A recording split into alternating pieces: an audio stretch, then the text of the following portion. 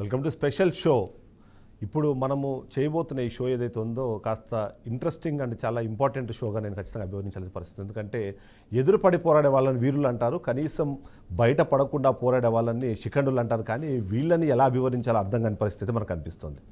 ముఖ్యంగా మహిళ లేనిదే జననం లేదు, మగవాళ్ళు లేనిదే గమనం లేదంటున్నాము. ఆకాశంలో సగంగా, అవకాశాల్లో సగంగా వాళ్ళు ఇప్పటికే అన్ని విభాగాల్లోనూ మనకు సగభాగమైన తర్వాత రాజకీయాల్లో కూడా అదే స్థాయిలో రాణిస్తున్న నేపథ్యంలో ఇవాళ రాజకీయ నాయకులు వాళ్ళను టార్గెట్ చేస్తూ మాట్లాడుతున్న పద్ధతి ఏదైతే ఉందో దాని మీద ప్రతి ఒక్కరూ గళమెత్తాల్సిన అవసరం ఉంది, ప్రతి ఒక్కరూ విమర్శించాల్సిన అవసరం ఉంది. అది ఏ పార్టీ చేసినా, ఏ పరిస్థితుల్లో చేసినా, ఏ సందర్భాల్లో చేసినా ప్రతి ఒక్కరూ వాళ్ళని విమర్శించాల్సిన అవసరం అయితే మనకు అనిపిస్తుంది. అందుకే ఇవాళ కీలకంగా మనం చూస్తే గత కొంతకాలంగా మొత్తం రాజకీయాల్లో ఏవైతే విమర్శలు ప్రతి విమర్శలకు తోడు ఈ మధ్యకాలంలో బూతులు అనేవి చాలా కామన్గా మారిపోయాయి. కానీ ఈ బూతులకు తోడు ఈ మధ్య మహిళలను టార్గెట్ చేస్తూ మాట్లాడే మాటలు కానివ్వండి, అందులో ముఖ్యంగా రాజకీయ నాయకులకు సంబంధించిన భార్యలు, పిల్లలు, అలాగే వాళ్ళ మదర్లని ఇందులోకి లాగే ప్రయత్నం ఏదైతే ఉందో అది ఖచ్చితంగా జుగుప్సాకరమైన సిచ్యువేషన్ అయితే క్రియేట్ చేస్తోందని చెప్పాలి. ఈ సందర్భంలో నిజంగానే మహిళలు ఎందుకు అంత సాఫ్ట్ టార్గెట్ అవుతున్నారు, ఈ టార్గెట్ అవుతున్న నేపథ్యంలో ఎలా వ్యవహరించాలి, సమాజం మొత్తం ఇప్పటికే విమర్శిస్తున్న నేపథ్యంలో వాళ్ళని ఇంకాస్త గట్టిగా ఇవాళ చెప్పాల్సిన పరిస్థితి అయితే కనిపిస్తుంది. అందుకే ఇవాళ బీఆర్కే న్యూస్ ఇవాళ పెట్టిన టాపిక్కు సంబంధించిన టైటిల్ కూడా వీళ్ళందరినీ మేము కలియుగ దుశ్శాసనులు అని అంటున్నాం. ఎందుకంటే అప్పుడు గతంలో ఏం జరిగిందో మనందరికీ తెలుసు. అదే తరహా ఆలోచన విధానంతోనే వీళ్ళందరూ వెళ్తున్న పరిస్థితిని ఖచ్చితంగా ఖండించాల్సిన అవసరం కనిపిస్తున్న నేపథ్యంలోనే ఇవాళ ఈ డిబేట్కి ఇలాంటి టైటిల్ పెట్టాల్సిన అవసరం ఉంది. ఈ డిబేట్లో మనతో పాటు జాయిన్ అయ్యారు కేఎస్ ప్రసాద్ గారు, రాజకీయ విశ్లేషకులు, అలాగే విజయ బంగార్ గారు మనతో పాటు మోటివేషనల్ స్పీకర్, అలాగే లాంగ్వేజ్ ట్రైనర్ కూడా మనతో పాటు జాయిన్ అయ్యారు. మరి కొంతమంది గెస్ట్లు కూడా మనతో జాయిన్ అవబోతున్నారు. మొదటగా కేఎస్ ప్రసాద్ గారితో స్టార్ట్ చేద్దాం. ప్రసాద్ గారు, మనం చూస్తున్నాం గత కొంతకాలంగా అంటే ఎన్నికల సమయంలో విమర్శలు ప్రతి విమర్శలు ఖచ్చితంగా ప్రతిపక్షానికి అలాగే పాలకపక్షానికి మధ్యలో డిస్కషన్స్ రెగ్యులర్గా జరగాలి. కానీ ఈ మధ్యకాలంలో జరుగుతున్న డిస్కషన్స్ కేవలం వాళ్ళ కుటుంబ సభ్యుల్ని టార్గెట్ చేస్తూ మాట్లాడుతున్న మాటలు, ఆ తదనంతర పరిణామాలు ఎలా చూడాలంటారు? ఎందుకు రాజకీయ నాయకులు ఈ స్థాయిలో దిగజారిపోయారు అనుకోవాలంటారు? ముందుగా బీఆర్కే న్యూస్ ప్రేక్షకులకు నమస్కారం అండి, అలాగే ప్యానల్లో ఉన్న పెద్దలకి మీకు కూడా నమస్తే అండి. రాజకీయాలు అన్న వాటిల్నండి ఇవాళ మనకి భావ ప్రకటన స్వేచ్ఛ అండ్ పత్రికా స్వేచ్ఛ అండ్ వాక్ స్వాతంత్రం, ఈ మూడు మనకి రాజ్యాంగంగా మనకి సంక్రమించిన వాటిని ఎవరు ఎలా వినియోగిస్తున్నారు, ఎవరు ఎలా దుర్వినియోగపరుస్తున్నారు అన్న దానికి ఏం చెప్పాలో ఎవరి దగ్గర సమాధానం లేని నిస్సహాయ స్థితే ప్రతి ఒక్కరి దగ్గర ఉంది. ఉదాహరణకి ఈ ప్యానల్లో మేడం లాంటి పెద్దవాళ్ళు ఉన్నప్పుడు కూడా వాళ్ళు ఒక స్థాయి కలిగిన వ్యక్తులు, ఎందుకంటే ఒక టీచింగ్ ప్రొఫెషన్లోనూ ఒకరిని మోటివేట్ చేసే అంత స్థాయి కలిగిన వ్యక్తులు ఉన్నప్పుడు కూడా అవతల వాళ్ళు ఒక డెకరం మెయింటైన్ చేయకుండా డిబేట్లో సంయమనాన్ని విచక్షణ కోల్పోయి మాట్లాడుతున్న ఉదంతాలు చాలా ఉంటున్నాయి. నేను ఎందుకు చెప్తున్నానంటే ఇప్పుడు మీకు రీసెంట్ పాస్ట్లో కొన్ని డెవలప్మెంట్స్ మీరు రాజ్యాంగం గమనించగలిగితే ఒక ప్రజలకి ఒక ఎయిర్ క్లియర్ చేయాలి. ఇప్పుడు యూట్యూబ్లో కొంతమంది బాగా మాట్లాడుతున్నప్పుడు పార్టీలు పరవశించిపోయి వాళ్ళని వాళ్ళ పార్టీల్లోకి తీసుకుని ఆ నెత్తివాపు తీసుకొచ్చింది తెలుగుదేశం. చిన్న ఎగ్జాంపుల్ చెప్తాను. ఇతను కుర్రాడు వాళ్ళ నాన్నగారు ఇరిగేషన్ డిపార్ట్మెంట్లో పనిచేస్తున్నప్పుడు ఆయనకి ఏదో అస్వస్థత వస్తే ఆ నాన్నగారు బదులు లష్కర్గా ఉద్యోగం చేస్తూ తదంతర స్వీట్లు 4 యూట్యూబ్ ఛానళ్ళు అన్ని లక్షల్లో ఉన్న దగ్గర తెలుగుదేశం పార్టీ అతన్ని పిలిచి ఐటీడీపీలో ఉద్యోగం ఇచ్చి సభ్యత్వం ఇచ్చి, ఇది వైఎస్ఆర్సీపీకి వచ్చారు కదా. మీకు బోరగడ్డ అనిలు, నెక్స్ట్ ఇంటూరు రవికిరణ్, రమాదేవి గారు ఇలాంటి వాళ్ళు అందరూ ఉన్నారు. ఎగ్జాంపుల్ వాళ్ళకి ఎవరు పార్టీ సభ్యత్వాలు లేవు. మీరు జస్ట్ గమనించండి డిఫరెన్స్. ఇప్పుడు నేను యూట్యూబ్లో కొన్ని చేస్తుంటాను. నా విషయం నేను ఎగ్జాంపుల్ చెప్తాను. ఇది నచ్చిన వాళ్ళు నచ్చినట్టు తీసుకోవచ్చు, కొంతమందికి నచ్చదు, వాళ్ళు తిడుతూ ఉంటారు. ఇది నా వ్యక్తిగతం, అతని వ్యక్తిగతం. కొంతమంది నాకైతే నా మెడలో చెప్పులు దండ వేసి చెప్పుతో కొడుతూ నా మీద వీడియోలు చేస్తుంటారు. చెప్తున్నాను అది అతనికి నాకు పర్సనల్, నేను పర్సనల్గా తీసుకుని అతని మీద కంప్లైంట్ ఇవ్వడం, లేదంటే అతను సర్లే ఇప్పుడు నాకు భావ ప్రకటన స్వేచ్ఛలో నేను దిస్ ఈజ్ మై ప్యాషన్, అతను దట్ ఈస్ ఎర్నింగ్ మోటో. ఈ కంపారిజన్ చూసి సర్లే అతను నన్ను తిట్టుకుంటే 10 మంది చూస్తున్నారు, అతనికి ఆ సంతోషం వస్తుందని వదిలేయడం అనేది ఒక నా విచక్షణ లేదా నా విజ్ఞత కాదు. నేను ప్రతిదానికి నన్ను అలా అంటావా అని నేను తీసుకుంటూ వెళ్ళాను అనుకోండి, ఇట్స్ అన్ ఎండ్లెస్ నాన్సెన్స్. అట్లా ప్రతి పార్టీలోనూ గతంలో బోరగడ్డ అనిల్ గారు మాట్లాడుతున్న దగ్గర నేను మీకు ఒక చిన్న లైవ్లోనే ఒక విషయం తెలుసుకోండి. నేను సాధారణంగా నేను రెగ్యులర్గా డిబేట్లకు వెళ్తాను. వెళ్ళినప్పుడు కొన్ని ప్రతి ఛానల్లో ఏ డిబేట్ వస్తుందో చూస్తుంటాను. నేను విజయ్ కిరణ్ అని తెలుగుదేశం అధికార ప్రతినిధి, నేను ఖచ్చితంగా ఆ కుర్రాన్ని మెచ్చుకుని తీరాలి.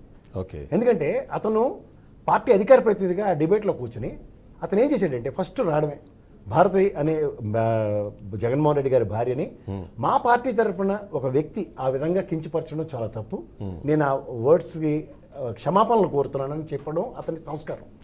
అది వాళ్ళ తల్లిదండ్రులు అతనికి ఇచ్చిన విజ్ఞత.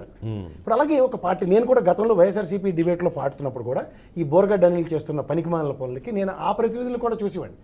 సార్ అతను పార్టీకి మాకు సంబంధం లేదు, కానీ ఆ విధంగా అతను మాట్లాడడం తప్పని వాళ్ళు కన్నలు చూసి, కానీ ఇక్కడ దారిని పోయిన కంప తగిలించుకున్నట్టు చంద్రబాబు నాయుడు గారు మెచ్చి మేకతోలేసి అతనే ఆ వీడియోలోనే చెప్పాడు, నన్ను చాలా బాగా మాట్లాడుతున్నావు, నువ్వు వచ్చి పార్టీలో మాట్లాడు అన్నప్పుడు ఏమవుతుందంటే, ఇప్పుడు సే ఫర్ ఇన్స్టెంట్ ఇది లైవ్ సార్, పొరపాటు నేను ఏదైనా మాట్లాడినప్పుడు ఒక డిస్క్లైమర్ ఉంటుంది, ఆయన అలా మాట్లాడడం తప్పు, మేము విత్డ్రా చేస్తున్నాం దాన్ని లైవ్ లింక్లో దాన్ని కట్ చేసేస్తామని చెప్పడం. అది కాకుండా యూట్యూబ్ రికార్డింగ్ అనుకోండి సార్, అంటే ఇంటెన్షన్స్ అండ్ కంటెన్షన్స్. ఇప్పుడు యూట్యూబ్లో కనుక అది జరుగుతున్నప్పుడు ఏం చేయాలంటే, ఒక ఎడిటర్ అండ్ దానికి ఒక చీఫ్ ఉంటాడు, వీళ్ళందరూ దాన్ని ఫిల్టర్ చేయకుండా ఇంటెన్షనల్గా దాన్ని ప్రోత్సహిస్తున్నప్పుడు అపవాదం ఎవరమైవలసి వస్తుంది. ఇప్పుడు సోషల్ మీడియాలో కంటిన్యూస్గా జరుగుతున్న దాష్టికాలకి వీళ్ళు ఒక అడ్డుకట్టేద్దామని ఒక తెలుగుదేశం ఫ్లోర్ ఆఫ్ ద హౌస్లో జనసేన బీజేపీ కూటమి ఒక నిర్ణయం తీసుకున్నప్పుడు, ఒక విప్లవాత్మకమైన పరిణామం అక్కడి నుంచే సంతరించుకున్నప్పుడు దానికి ఏ విధంగా దాన్ని సర్ది చెప్పుకుంటాం అంటే అతని మీద ఇమీడియట్ యాక్షన్. ఇప్పుడు action is not at all solution కదా సార్. యాక్షన్ జరగమునుపు విడుదల రజనీ గారి మీద, సజ్జల గారి మీద అతను చేసిన వీడియోలో అండ్ సబ్సిక్వెంట్గా దాని డెవలప్మెంట్లో కంప్లైంట్ సూపరింటెండెంట్ స్థాయికి వెళ్ళినప్పుడు కూడా ఎఫ్ఐఆర్ ఫైల్ అవ్వాలి. When these developments are continuously taking place ఎక్కడ అంటే మీకు ఇంకోటి చెప్పనా, ద టాలరెన్స్ అంటారు. దీనికన్నా ముందు ఎప్పుడైనా సరే ఇగ్నోరెన్స్ ఇస్ డెత్ అని వివేకానందుడు చెప్పినట్టు, టాలరెన్స్ అని చెప్పినట్టు, టాలరెన్స్ ఏంటంటే 5 సంవత్సరాల పాటు వైఎస్ఆర్సీపీ అధికారంలో ఉన్నప్పుడు నేను ఎన్నో డిబేట్లో ముఖ్యమంత్రి షేర్కి రెస్పెక్ట్ ఇచ్చిన ఉదంతో నేను చూడలేదు. సైకోగాడు, రాక్షసుడు అని ఇలా మాట్లాడుతుంటే ఎవరికి దగ్గర స్వీయ నియంత్రణ లేదు. నేను ఒకనే పిచ్చోళ్ళ గరుచుకుని వద్దు వాళ్ళ మాట్లాడకూడదు, షేర్కి రెస్పెక్ట్ ఇవ్వండి కుదరలే. కానీ ఏంటంటే సార్, అంటే నేను అంటుంది ఇవాళ ఇక్కడ జరిగింది ఏంటంటే 5 years they have taken it as granted. దీనికి యాడెడ్ యాడ్జెక్టివ్లో అధికారం వచ్చింది. అధికారం వచ్చిన తర్వాత విస్తృతమైన దీనికి ఇంకా దానికి ఏంటంటే అడ్డుకట్ట లేదు అన్న దగ్గర ఇది నిజంగా తీసుకున్న అతని మీద ఇన్స్టెంట్ రియాక్టివ్ మోడ్లో అతను అరెస్ట్ చేయడం అన్నది అతనికి రక్షణ కల్పించడంతోనే సమానం. ఆ పాయింట్స్ కూడా కొన్ని ఉన్నాయి. విజయ్ గారు, ఇవాళ రాజకీయాల్లో ఖచ్చితంగా ఆరోపణలు ప్రత్యారోపణలు ఉంటాయి, అది పాలనకు సంబంధించిన ఉండాలి, కానీ ఫ్యామిలీస్ని తీసుకొని రావడం అన్నది ఒక పాయింట్. ఆ ఫ్యామిలీస్కి సంబంధించిన అతి జుగుప్సాకరమైన పాయింట్స్ మాట్లాడాలి. అది ఏ పార్టీ మాట్లాడినా ఎప్పుడు మాట్లాడినా దాన్ని ఖచ్చితంగా ఖండించాల్సిన విషయమే. కానీ అలాంటి థాట్ ప్రాసెస్లోకి వీళ్ళు వెళ్ళడానికి, అంటే నా అబ్జర్వేషన్ ఒకటి ఏంటంటే, అలా మాట్లాడితే ఎక్కువ మంది జనాలు చూస్తున్నారు, లేదా కింద వాళ్ళకి అనుకూలంగా వ్యూవర్షిప్ కోసం చేస్తున్న ఒక పాటగా, అంటే అందుకని అంటే మీరు ఎలా చూస్తారు దాన్ని ఒక మోటివేషనల్ స్పీకర్గా ఇలాంటి మాటలు మాట్లాడడం ద్వారా నాకు పాపులారిటీ వస్తుంది అనే ఒక ఆ పాయింట్ ఏదైతే ఉందో అది ఏమన్నా వాళ్ళని మిస్లీడ్ చేస్తుంది అంటారా? ఏది అంటే ఏదైనా కానివ్వండి, వ్యక్తిగత దూషణ అనేది అది అస్సలు పనికిరాదండి. ఇప్పుడు మీకు నా పరిపాలన నచ్చినప్పుడు XYZ ఎవరైనా ఉండనియండి, పరిపాలన నచ్చినప్పుడు అతని ధోరణి, అతని అంటే మినిస్ట్రీ సరిగ్గా పనిచేయనప్పుడు నువ్వు అఫీషియల్గా మాట్లాడాలే తప్ప వాళ్ళ కుటుంబాలను గురించి మాట్లాడడానికి ఎవరికి అధికారంలో ఉండేవాళ్ళు కానీ ఆపోజిషన్లో ఉండే కానీ ఎవరికి అలాంటి హక్కు లేదండి. ఎవరి పర్సనల్స్ ఎవరు మాట్లాడకూడదు. ఫస్ట్ ఆఫ్ ఆల్ ఆ పర్సనల్స్ మాట్లాడినప్పుడు ఎవరైనా సరే, ఇప్పుడు ఇవాళ XYZని ఎవరైతే అన్నారో రేపు పొద్దున వాళ్ళే మళ్ళీ మిమ్మల్ని కూడా అంటారు అనేది వాళ్ళు ఆలోచించుకోవట్లేదు. సో వాళ్ళు ఏంటారంటే క్షణిక అదే అంటారు కదా సునకానందం లాగా, ఎవరిని తిట్టినా కూడా వాళ్ళు చప్పట్లు కొడుతున్నారు. సో అది ఏమాత్రం కరెక్ట్ కాదు. ఇప్పుడు ఎవరి నచ్చకపోతే నువ్వు పరిపాలన విధంగా అఫిషియల్గా మాట్లాడు. నీ భార్య ఇట్లా, నీకు ఇన్ని పెళ్ళిళ్ళు ఎలా అయ్యాయి, తర్వాత మీ ఆవిడ పనికిరాదు, పలాని వాడు పనికిరాడు అని చెప్పడానికి ఎవరికి అర్హత లేదండి. అది ఎప్పుడు ఎవరు కూడా ఎంకరేజ్ చేయకూడదు. అలా ఎంకరేజ్ చేస్తే అంటే ఇప్పుడు ఒకరు ఇంట్రెస్ట్గా విన్నారనుకోండి, రెండోసారి ఇంకా కొంచెం ఎక్కువ చేసి మాట్లాడతారు. సో ఎవరిని కూడా పర్సనల్గా మనం ఎవరిని టార్గెట్ చేయడానికి అసలు ఎవరికి అర్హత లేదండి. అదైతే నేను కంప్లీట్గా ఇప్పటికే మహిళలు బయటకు వచ్చి మాట్లాడడమో లేకపోతే ఇలాంటి రాణించే క్రమంలో ఇంకా మాకు ఇంకా అవరోధాలు ఉన్నాయి, ఇంకా ఫుల్ ఫ్లెడ్జ్గా మేము రాలేకపోతున్నాం అని కొంతమంది భావిస్తున్న నేపథ్యంలో ఇలాంటి వాళ్ళు పెట్టరేగిపోయి వాళ్ళందరి పర్సనల్ విషయాలను లేకపోతే అది వాస్తవం అవాస్తవం అన్నది పక్కన పెడితే అలాంటి మాటల్ని మాట్లాడడం ద్వారా వాళ్ళు మరింత కించపరిచే ప్రయత్నము, కుంగిపోయే పరిస్థితి తీసుకొస్తున్నారు. సో ఏంటి దాన్ని ఎలా చూడాలంటారు? అదేనండి. ఇప్పుడు ఎవరైనా లేడీస్ని కానీ ఎవరినైనా, లేడీస్ అనే కాదు, ఎవరిని కూడా టార్గెట్ చేయకూడదు. ఫస్ట్ ఆఫ్ ఆల్ వ్యక్తిగత దూషణ అనేది అస్సలు అది పనికే రాదు. ఒకవేళ అలా ఉంచినప్పుడు, అలా మాట్లాడినప్పుడు వెంటనే మనం ఎవరమైనా సరే ఖండించాలి. అధికారంలో ఉన్నా లేకపోతే అపోజిషన్లో ఉన్నా కూడా కంపల్సరీగా ఖండించాలి. అలా ఖండించినప్పుడు ఏమవుతుందంటే వాళ్ళు ఇంకా పేటరేగిపోయి ఎక్కువ మాట్లాడతారు. నీకు ఏది నచ్చకపోతే నచ్చని ఇదే మాట్లాడు. సో వీడు లావుగా ఉన్నాడు, సన్నగా ఉన్నాడు, వీడి భార్య ఇట్లా, వీడి పిల్లలు ఇట్లా, ఇలా అది మాత్రం మాట్లాడకూడదండి. అది ఎప్పుడు అది ఎంకరేజ్ చేస్తే ఇంకా పేటరేగిపోతారు అనమాట. సో అది మాత్రం ఖచ్చితంగా ఖండించాల్సిన విషయం. ఇక్కడ టీడీపీ చెప్తున్న పాయింట్ కానివ్వండి, వాళ్ళు ఇప్పుడు చెప్పాలనుకుంటున్న విషయం ఏంటంటే, గతంలో వైఎస్ఆర్సీపీ అధికారంలో ఉన్నప్పుడు వాళ్ళు చేసిన తప్పు ఇవాళ మేము చేసేటప్పటికి గతంతో వాళ్ళతో పోలిస్తే మేము కనీసం బెటరు, అలాంటి కంప్లైంట్ రాగానే ఒక అరెస్ట్ అయినా చేశాము, గతంలో అది కూడా జరగలేదు అన్నది ఒక పాయింట్ చెప్పే ప్రయత్నం చేస్తున్నారు. అంటే నేను అరెస్టుల విషయంలో అయితే నేను యాక్సెప్ట్ చేస్తాను, I'm not contradicting that. But ఇక్కడ ఫస్ట్ ఆఫ్ ఆల్ ఏంటంటే మీకు ద కంపారిజన్ ఇందాక కూడా చెప్పింది అదే. ఇప్పుడు తెలుగుదేశం ఏం చేస్తుందంటే ప్రతిదానికి 40-43 సంవత్సరాల లెగసీలో వాళ్ళకి ప్రాథమిక సభ్యత్వం ఉంటుంది. వైఎస్ఆర్సీపీలో సభ్యత్వం మొదలు మీరు ఎవరైనా చెప్పండి, ఎవరికైనా ఐడి కార్డు ఉంటుందా? తెలుగుదేశం అయితే ఖచ్చితంగా ఐడి కార్డు ఉంటుంది. ఈ డిఫరెన్స్ ఉన్నప్పుడు ఏమవుతుందంటే, ఇప్పుడు ఫర్ ఇన్స్టెంట్ ప్రాక్టికల్ ఎగ్జాంపుల్ చెప్తాను. ఇప్పుడు ఒక చిరంజీవి గారి సినిమా రిలీజ్ అవుతుంది, బాలకృష్ణ గారి సినిమా రిలీజ్ అవుతుంది. ఉదాహరణకి బాలకృష్ణ గారి ఫ్యాన్స్ ఒక పేడ ముద్ద చిరంజీవి గారి దాని, చిరంజీవి గారి ఫ్యాన్స్ బాలకృష్ణ మీద వేయచ్చు. ఫస్ట్ అభియోగం ఎవరి మీదకి వస్తుంది? చిరంజీవి గారి ఫ్యాన్స్ అంటారు, because we don't know the identity. ఇక్కడ identity crisis versus identity create చేయబడింది అన్నది గమనించండి. ఇప్పుడు ఒక ప్రీ కన్సీవ్డ్ నోషన్తో బాలకృష్ణ గారి సినిమా చిరంజీవి గారి సినిమా రిలీజ్ అయినప్పుడు పేడ ముద్ద ఒక పోస్టర్ మీద పెడితే ఆబ్వియస్లీ అటుపక్క అన్నది ఎలా ఉంటుందో, ఇక్కడ ఏమవుతుందంటే సానుభూతి పరులు అన్నది వాళ్ళకి ఐడెంటిటీ ఉంది. ఇప్పుడు వైఎస్ఆర్సీపీ పరంగా వాడి సభ్యత్వ నమోదులో వర్ర రవీంద్ర, రమాదేవి గారు ఇలాంటి వాళ్ళందరినీ, ఇంటూరు రవికిరణ్ ఇలాంటి వాళ్ళందరినీ వాళ్ళు they are happen to Inturu Ravikiran I know him is journalist example. Journalism భావజాలం ఈనాడు ఆంధ్రజ్యోతిలో పనిచేస్తే ఒకలాగా, వేరే పేపర్లో పనిచేస్తే వీళ్ళు మా వాళ్ళు కాదన్నట్టుగా డిజైన్ చేసుకునే కాన్సెప్ట్ వేరు. సేమ్ సినారియో మీకు ఇప్పుడు దానికి వైఎస్ఆర్సీపీతో ముడిపెట్టి ఇతను వాళ్ళకి అనుగుణంగానే ఉన్నాడు అన్నది అభియోగం. ఇప్పుడు యూట్యూబర్స్ ఉంటారు, ఇప్పుడు నాకు నచ్చిన వీడియో నేను చేస్తూ ఉంటాను, నచ్చిన వాళ్ళు చూడండి, చూడకపోవచ్చు. ఇప్పుడు ఇదే కాన్సెప్ట్లో వైఎస్ఆర్సీపీకి సానుభూతి పరులుగా ఉంటున్న వాళ్ళు చేస్తున్న ప్రతి కోతి పనికి పార్టీని ఆపాదిస్తే అది తప్పే. ఇప్పుడు ఇక్కడ నీకు క్రియేట్ అయిన పెద్ద ప్రాబ్లం ఏంటంటే ఇన్వైటెడ్ బై చంద్రబాబు నాయుడు గారు, option created by ITDP by Chandrababu Naidu గారు. సో ఇక్కడ ఈ కర్త కర్మ క్రియ అన్నీ అక్కడే కనబడుతున్నప్పుడు వేలైతే చూపించడం, దానికి సొల్యూషన్ వాళ్ళే ఇచ్చుకోవడం హైలైట్ అయితే ఎట్లా? ఇక్కడ బెసెస్ ఇక్కడ మీకు సభ్యత్వ నమోదు కూడా జరిగిపోయింది, otherwise you would have not expelled from the party. అవును, అంత ఆబ్వియస్ కదా. ఇప్పుడు సభ్యత్వ నమోదుతోనే ఎక్స్పెల్ చేశారు పార్టీలో. ఇప్పుడు దానికి వర్ర రవీంద్రని తీసుకుందాం, లేకపోతే ఇంటూరు రవికర్ని ఎగ్జాంపుల్, వాళ్ళ సభ్యులు కాదు. కానీ మీరు పోసాని కృష్ణమురళి లాంటిది తీసుకుంటారు. ఇప్పుడు పోసాని కృష్ణమురళి అన్న అతన్ని ఫిలిం ఫెటర్నిటీలో ఇచ్చేశారు. మాట్లాడినవి వ్యక్తిగతం. నాకు మేడం చెప్పింది ఏంటంటే వ్యక్తిగత దోషాలతో వ్యక్తిత్వ హననాలు జరుగుతుంది. ఇప్పుడు ఫర్ ఇన్స్టెంట్ పదవిలో కూర్చున్నాడు, వాడిని ఏం చేయలేం, అంటే వెనకాల భార్య పిల్లలను లేకపోతే ఇంట్లో వాళ్ళని తిట్టుకుంటాం. ఇది ఎక్కడికి లీడ్ అవుతున్నది అంటే ఇటు రక్కస్ ఇటు నుంచి ఇటు అటు నుంచి ఇటు కాదు. ఇప్పుడు మనోభావాల యోగం నడుస్తుంది ఆంధ్రప్రదేశ్. డైరెక్ట్గా ప్రభుత్వం ఏం చేసింది, నంది అవార్డుల విషయంలో అరెస్ట్ చేసి మనోభావాలని 30-40 కేసులు మొత్తం ఎత్తికేసింది. అది అవుట్కమ్ వెండినేట పాలిటిక్స్. ఇది పక్కదేద్దాం. ఇప్పుడు వ్యక్తిగతంగా ఆ విధంగా మాట్లాడుతున్న వాళ్ళని ఎత్తికేసుకోవడం అంటే, ఉదాహరణకి వల్లభనేని వంశీ కొడాల నాని గారి గురించి తెలిసిన వాడు ఎవడైనా సరే ఆయన భాష అంతే స్టాండర్డ్. ఇది ప్రజాస్వామ్యం. ప్రజలు యాక్సెప్ట్ చేయడం వరకు చూసుకుంటే అతనికి ఈసారి ప్రజలు ఏం చేశారు, ఇంట్లో కూర్చోమన్నారు. భాష నచ్చలేదు, ఎందుకు భాషని ఈ రోజు దాకా ఎవరు ఫోకస్ చేసి చెప్పలేదు. రెండోది వంశీకి వచ్చేసరికల్లా అతను చేసిన సేదారం ఏదైనా అవనండి, అట్లీస్ట్ తెలుగుదేశం ఈ కుర్రాన్ని సస్పెండ్ చేసినట్టు అతను కూడా సస్పెండ్ చేయొచ్చు కదా, why they have not done it. రెండోది అతను మొత్తం ప్రాసెస్ అంతా is been called as a TDP MLA. మొన్న కంటెస్ట్ చేశాడు, ఆ రోజు ఏ పాయింట్లని హైలైట్ చేశాడు, వాళ్ళు ప్రజాస్వామ్యంలో ప్రజలు శిక్షించి కూర్చోబెట్టారు. సో ఇక్కడ ప్రజాస్వామ్యంలో బేస్లెస్గా కాకుండా బేస్తో జరుగుతున్న ప్రతిదాన్ని ఎలా జరుగుతుందో మనం గమనించగలిగి శిక్ష. ఇవాళ మీరు అధికారం వచ్చిన తర్వాత ప్రతిదీ పాయింట్అవుట్ చేసి మాట్లాడుతున్న దగ్గర ఇప్పుడు ఈ క్రాక్ ఆర్పీ ఎవరు అతను ఉన్నాడు, నెక్స్ట్ ఇంకో అతను వైఎస్ఆర్సీపీ కండు వేసుకొని ఉంటాడు. వీళ్ళందరూ ప్రవర్తిస్తున్న తీరుతెన్నులు మీకు నాకు తెలుసు, అవి ఎంతవరకు యాక్సెప్టబుల్ అన్న దగ్గర ఇందాక మేడం చెప్పినట్టే యాక్సెప్టెన్స్ ఎవరు ఇస్తున్నారు, మళ్ళీ మనం ఇస్తున్నాం. ఇప్పుడు సమాజంలో కామెడీ సినిమాలు ఉంటాయి, సీరియస్ సినిమాలు ఉంటాయి, హారర్ సినిమాలు ఉంటాయి. ఆప్షన్ నీకు ప్రజలకి ఇస్తున్నప్పుడు ఆప్షన్ ఎక్స్ప్లోర్ చేసుకునేది ఎవరు, వాళ్ళే. ఆ ఆప్షన్ ఎక్స్ప్లోర్ చేయనివ్వకుండా నిరోధించడం మీ దానిలో నా వల్ల కావట్లే. ఇప్పుడు ఎక్కడికే అంటే పార్టీ ఓన్ చేసుకుంటే ఇలా తలకాయ నొప్పి, ఓన్ చేసుకోకపోతే అప్పుడు ఆబ్వియస్లీ కొద్దిగా ఎంతో కొంత ఎడ్జ్ ఉంటుంది. సో ఇక్కడ మీకు ప్రతి విషయం నేను బోరగడ్డ అనిల్ని కోట్ చేయడానికి, వర్ర రవీంద్రని కోట్ చేయడానికి, ఇవాళ తెలుగుదేశం పరంగా జరుగుతుందని ఏదైనా చేయడానికి identity created by home, identity is not created, own చేసుకోమని మీరు ప్రెజర్ చేస్తే ఎట్లా? అవును. మనతో పాటు ఇదే విషయం గురించి మాట్లాడడానికి మస్తాన్ రావు గారు, రాజకీయ విశ్లేషకులు మనతో పాటు జూమ్లో జాయిన్ అయ్యారు. మస్తాన్ రావు గారు,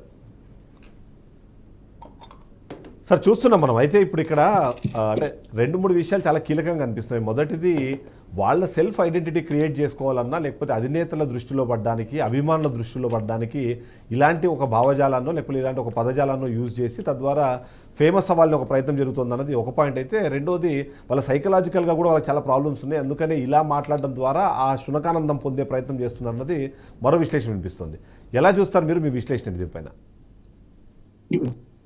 డిఆర్కే న్యూస్ ప్రేక్షకులకు, ప్యానెల్లో ఉన్న పెద్దలకు, అదేవిధంగా మీకు కూడా నమస్కారం అండి.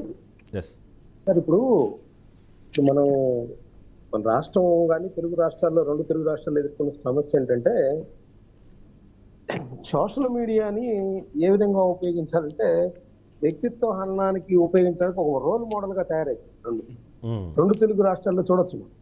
అంటే ప్రధానంగా ఈ సోషల్ మీడియాకి ఏంటంటే రాజకీయ పార్టీలకి సంబంధించిన అభిమానులు వ్యక్తిగతంగా వాళ్ళ పార్టీలను కానీ వాళ్ళ అధినేతలను కానీ ఏమాత్రం ఎవరన్నా విమర్శిస్తే వాళ్ళ అంతు చూసేదాకా వాళ్ళ వ్యక్తిత్వ హననం కావచ్చు, వాళ్ళకి సంబంధించిన ఇంటి విషయాలు కావచ్చు, వాళ్ళ ఇంట్లో కుటుంబ సభ్యులు కావచ్చు, అందరినీ కూడా దిగజార్చే విధంగా వాళ్ళ యొక్క అంటే ఒక భయకంపితులై ఈ రంగం నుంచి వెళ్ళిపోయే విధంగా అన్ని రాజకీయ పార్టీలు, ప్రధానంగా అయితే వైసీపీ అండ్ టీడీపీ అనేది చెప్పొచ్చు.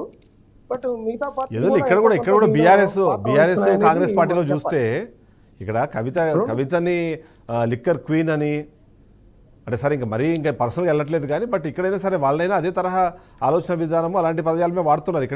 ఇక్కడేమి డిఫరెన్స్ ఇంకా వాస్తవాన్ని చెప్తే అలా బూతులు మాట్లాడితేనో లేకపోతే అలా అగ్రెసివ్గా మాట్లాడితేనే మనకి వ్యూవర్షిప్ ఉంటుందని డైరెక్ట్గా సీఎం స్థాయి వ్యక్తులే ఆలోచించే పరిస్థితి తెలంగాణలో ఉంది.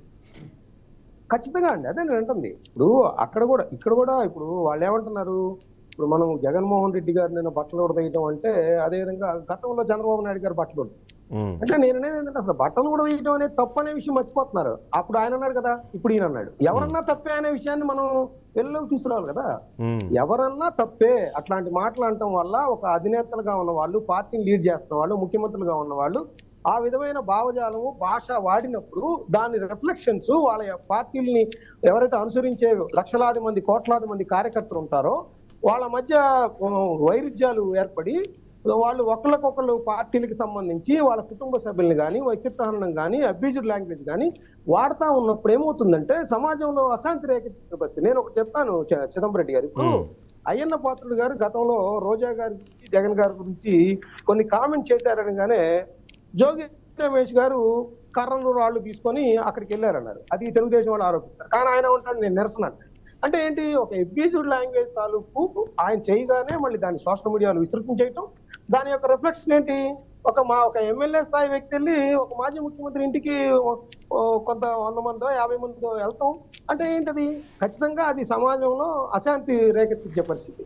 అది ప్రజాస్వామ్యానికి కూడా మంచిది కాదు. నేను అనేది ఏంటంటే ఇప్పుడు గతంలో జగన్ గారు ఒక విషయం అంటే నేను అనేది జగన్ గారా చంద్రబాబు గారు అనేది నేను జస్ట్ రెఫరెన్స్ చెబుతున్నాను. గతంలో జగన్మోహన్ రెడ్డి గారిని కొంతమంది పట్టాభి అనే అతను బోస్ డీకే అని ఒక పదం వాడాడు అధ్యక్షుడిగా.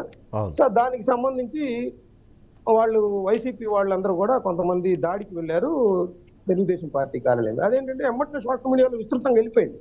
జగన్ గారు ఫీల్ అయ్యారు, దాని మీద వెళ్ళిపోయేసరికి వెళ్ళారు.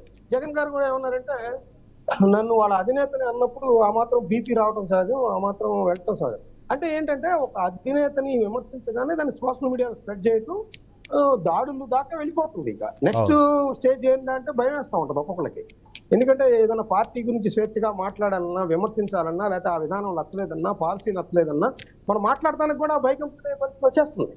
నేననేది అంటే డెమోక్రటిక్ కంట్రీలో ఏంటంటే మనకే నచ్చకపోవచ్చు, లేకపోతే ప్రసాద్ గారికి నచ్చకపోవచ్చు, లేకపోతే మేడం కవిత గారికి, లేకపోతే మీకు నచ్చకపోవచ్చు. దాన్ని ఖచ్చితంగా ఏమంటే ఇది బాగాలేదు, ఈ విధానం, ఈ పాలసీ నచ్చలేదు అని చెప్పడం కూడా వాళ్ళు జీర్ణించుకోలేదు. మీరు మామూలుగా నార్మల్ గా చెబితే చేస్తా ఉంటే మీరు అన్నట్టు ఇలాంటి పరిస్థితి వస్తుంది. ఇప్పుడు నార్మల్ గా చెబితే దానికి వచ్చే ఎక్స్పోజర్ కి వసన్ గారు అంటే మామూలుగా మాట్లాడితే చెబితే వచ్చే ఎక్స్పోజర్ కి ఈ తరహా పదజాలాన్ని వాడో లేకపోతే ఇలాంటి ఒక వ్యక్తిత్వ హననం చేస్తూ మాట్లాడేదానికి వచ్చే ఏమంటారు ఆ ప్రచారానికి మధ్యలో చాలా డిఫరెన్స్ ఉన్నప్పుడు ఎలాగో పడుతున్న కష్టం ఆ 10 నిమిషాలు అరగంటనో దానికోసం ఆ కంటెంట్ ప్రిపేర్ చేసినప్పుడు ఇలా మాట్లాడితే ఎక్కువ మందికి రీచ్ అవుతుంది అన్న ఒక థాట్ ప్రాసెస్లో వెళ్ళిపోవడం కూడా దీనికి సైడ్ ఎఫెక్ట్ కాదంటారా? ఖచ్చితంగా అండి. ఇప్పుడు చిదంబరెడ్డి ఒకటి చెప్తాను, పిక్చర్స్ చూస్తూ ఉంటాం. దానికి సంబంధించి ఆదరణ లభించింది. కానీ అంత మాత్రం చేత అది సమాజంలో అది సృష్టించే యొక్క విధ్వంసం కానీ, ఒక సమాజంలో అశాంతి కానీ, లేకపోతే చెడు మార్గంలో యువత వెళ్ళటం కానీ, లేకపోతే పిల్లలు వెళ్ళటం కానీ ఎలా ఉంటది? కానీ వాళ్ళని అట్రాక్ట్ చేసిద్ది అది. ఇప్పుడు ఇదే విధంగా యూట్యూబ్లో, లేకపోతే రీల్స్ లో, లేకపోతే షార్ట్స్ లో ఆయన అన్న 30 సెకండ్ల నిడివినో లేకపోతే 60 seconds లో తీసి పదే పదే చేయటం వల్ల ఆటోమేటిక్ గా ఎవరైతే కామెంట్ చేశారో వాళ్ళు ఫేమ్ లోకి వచ్చేస్తా ఉన్నారు. ఇప్పుడు మనం రీసెంట్ గా ఒకటి తీసుకున్నామండి. ఇప్పుడు కిరణ్ అనే అతను చేసిన కొన్ని గంటల్లోనే దాని రిఫ్లెక్షన్స్ ఎలా వచ్చినాయి, అది ఎంత పనికిమాలిన పని చేశాడు అతను, ఎంత సభ్య సమాజం తల దించుకునే విధంగా కామెంట్ చేశాడు, అది కొన్ని గంటల్లోనే దాని యొక్క రియాక్షన్స్ వచ్చేసేసి అతని మీద అతను కాళ్ళు పట్టుకొని క్షమాపణ చెప్పేంతగా వచ్చింది. అంటే అక్కడ రిఫ్లెక్షన్ ఎట్లా వస్తుంది? ఈ తప్పు అదేదో అంటే చూస్తారు, అడుసు తొక్కనేలా కాళ్ళు గడగనేలా అని ఆ మాటలు మాట్లాడడం ఎందుకు, ఆ కాళ్ళు పట్టుకుంటా ఉండడం ఎందుకు, అదొక విచిత్రమైన విషయం. ఒకసారి విజయ్ గారు ఇక్కడ అంటే నేను కేవలం రాజకీయ నాయకుల్ని ఇక్కడ నేను చెప్పట్లేదు, చాలామంది ఈ మధ్యకాలంలో జర్నలిస్టులు అని చెప్పుకునే కొద్దిమంది గతంలో జర్నలిజం బ్యాక్గ్రౌండ్ ఉంది లేదన్నది కొద్దిసేపు పక్కన పెట్టేస్తే వాళ్ళు కూడా ఇలాంటి అబ్యూజివ్ లాంగ్వేజ్ మాట్లాడుతూ ఇప్పుడు ప్రతిపక్ష పాత్ర పోషిస్తారు అన్నది ప్రతి ఒక్కరికి తెలిసిన విషయం. ప్రతిపక్ష పాత్ర పోషించడం అంటే ఎదుటి బూతులు తిట్టడం కాదు కదా.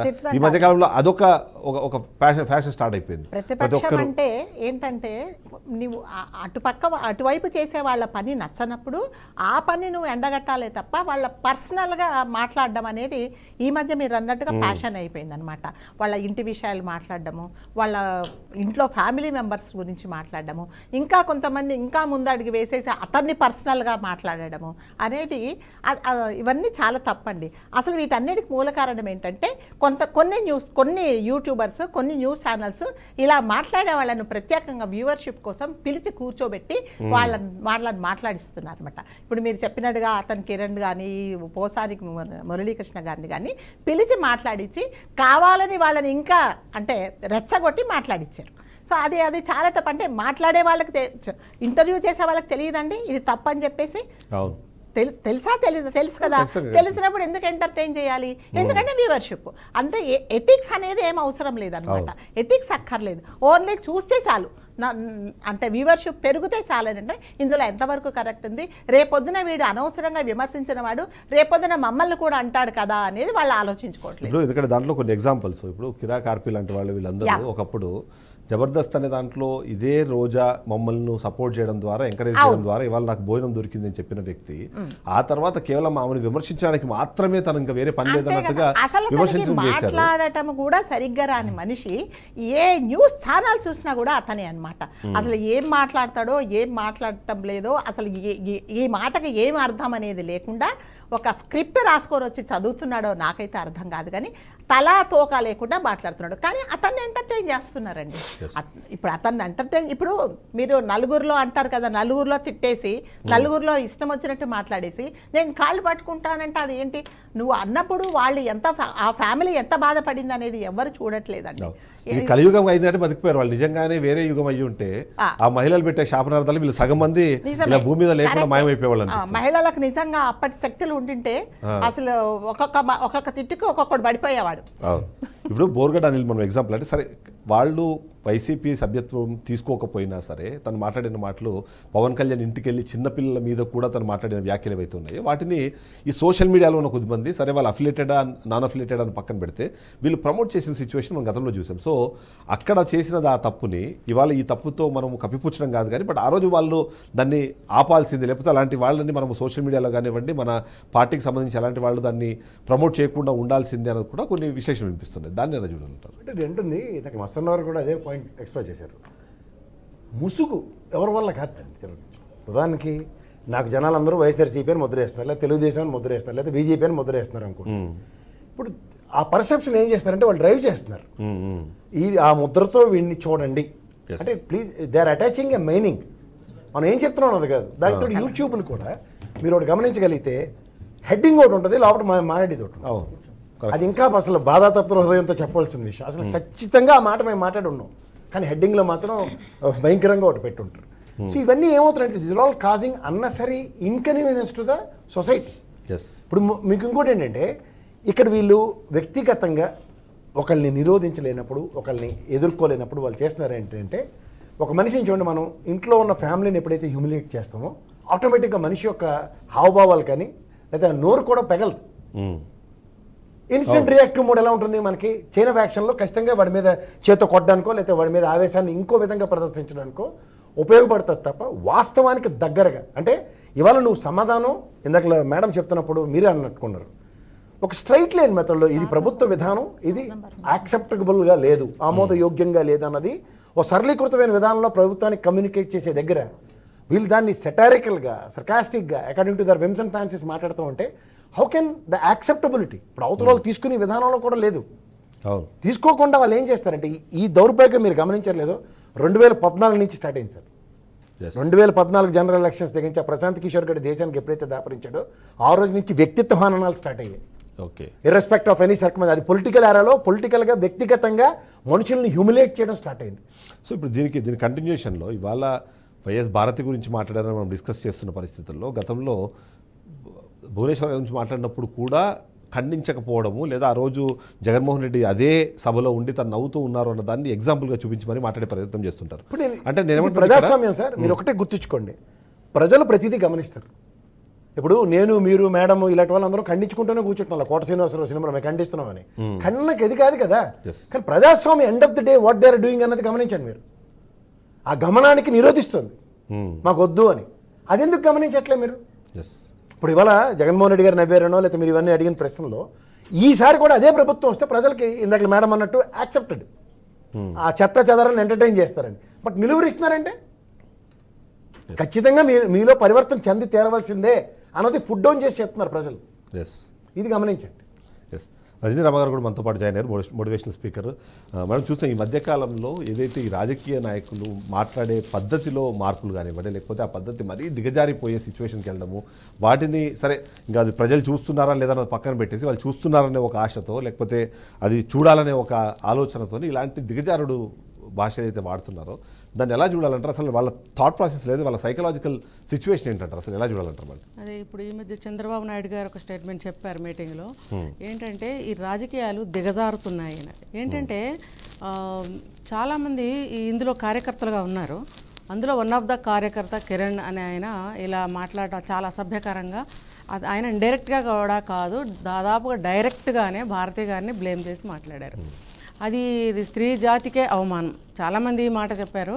అయితే ఇది నేను కూడా మళ్ళీ ఇంకొకసారి చెప్తున్నాను ఇది చాలా దిగజారుడుతనం. ఇవాళ రేపు ఆడవాళ్ళకి మినిమం గౌరవం కూడా తగ్గిపోయింది. ముఖ్యంగా ఈ రాజకీయాల్ని ఒక పార్టీని కానీ అడ్డం పెట్టుకుని ఆ ఛానల్స్ ద్వారా ఇలా మాట్లాడడం అనేది చాలా అంటే చాలా తప్పు. ఈ పార్టీలకి వాళ్ళ ఛానల్స్ ఉంటాయి దాని పార్టీ తరఫుగా వాళ్ళు పార్టీని ముందుకు తీసుకెళ్ళటం కోసం పార్టీ కార్యకలాపాల గురించి మాట్లాడుకోవటం కోసం ఈ ఛానల్స్ని పెట్టుకున్నారు. కానీ ఇలాంటి వాళ్ళు మరి ఏ మెంటాలిటీతో ఏ మైండ్తో ఏ అభిప్రాయాలతో ఇలా మాట్లాడతారనేది నాకు అర్థం కావట్లేదు. అసలు ఆయనకి అంత స్వేచ్ఛ ఎక్కడి నుంచి వచ్చింది ఎవరిచ్చారు? ఆయన నాకు తెలియకుండా మాట్లాడాను ఫ్లోలో మాట్లాడాను అని అంటున్నారు.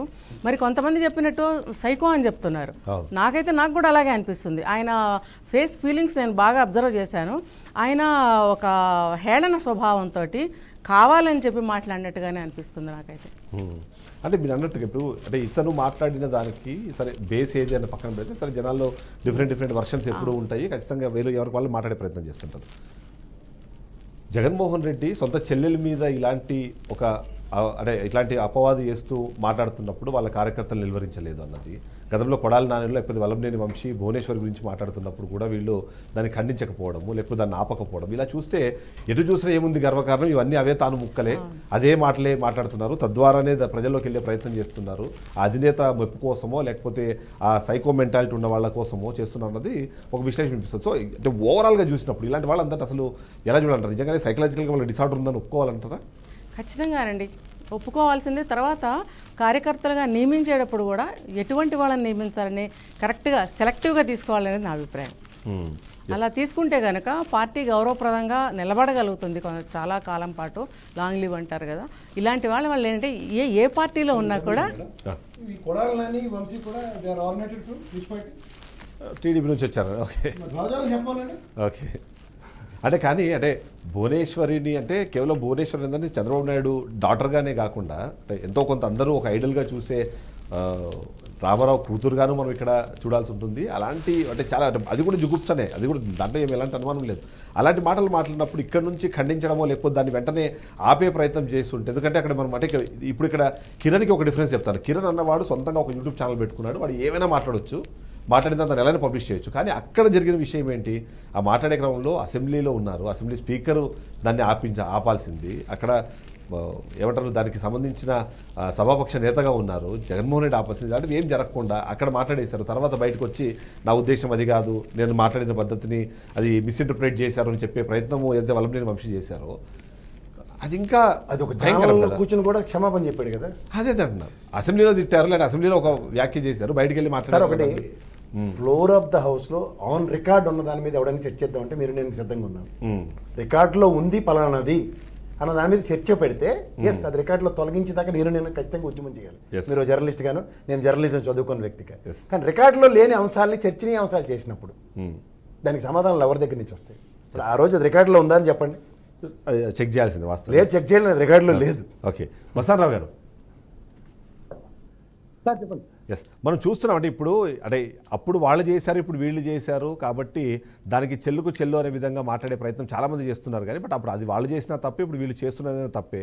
కానీ దీనికి ఒక ఫైనల్గా ఏమంటారు, ఒక ఫుల్ స్టాప్ పడాలంటే ఏం చేయాలి, ఎటువైపు తీసుకెళ్లాలన్నది ఒక కీలకమైన చర్చ వాళ్ళు జరుగుతుంది. సో మీరు దాని మీద ఏమైనా రెస్పాండ్ అవుతారా? సార్ ఇప్పుడు ఏదైతే పార్టీలకు సంబంధించిన సోషల్ మీడియా ఉందో ఆ సోషల్ మీడియాకి సంబంధించి అదుపు కనీసం సోషల్ మీడియా, ఆ పార్టీ సోషల్ మీడియాలో పనిచేస్తున్న వాళ్ళు ఎవరెవరు ఏంటి అనేది కూడా ఒక ప్రత్యేక శాఖ ద్వారానో ప్రభుత్వం ద్వారానో ఒక రిజిస్టర్డ్ ఎలక్షన్ కమిషన్ దగ్గర సోషల్ మీడియాలో పలానా వాళ్ళు ఏ విధమైన అబ్జెక్షన్లుగా కానీ అబ్యూజ్డ్గా కానీ వాళ్ళు పోస్టులు వేస్తే ఆ పార్టీ రెస్పాన్సిబిలిటీ వహించాలనే విధంగా ఒక విధానాన్ని కానీ ఒక పాలసీని కానీ తేవాల్సిన అవసరం ఉంది. రెండోది ఏంటంటే ఇప్పుడు భారతి గారి మీద గతంలో మనకి ఇప్పుడు అసలు ప్రభుత్వం మారింది కూడా చూస్తే ఆ రోజు వల్లభనేని వంశీ గారు ఆ మాట అనగానే చంద్రబాబు నాయుడు గారు ప్రతిజ్ఞ పూని నన్ను ఈ విధంగా అవమానించారు కాబట్టి బయటకు వచ్చేసారనేది అప్పటి నుంచి రావటం. ఆయన అంటే నిజానికి ఆ సోషల్ మీడియా ఆయన చేసిన కామెంట్స్ ఆ తర్వాత కాలంలో సోషల్ మీడియాలో అనటం, పదే పదే ఆయన మాధవరెడ్డి గారని రకరకాలుగా ట్రోల్ చేయటం, ఇవన్నీ కూడా చూసాం మనం.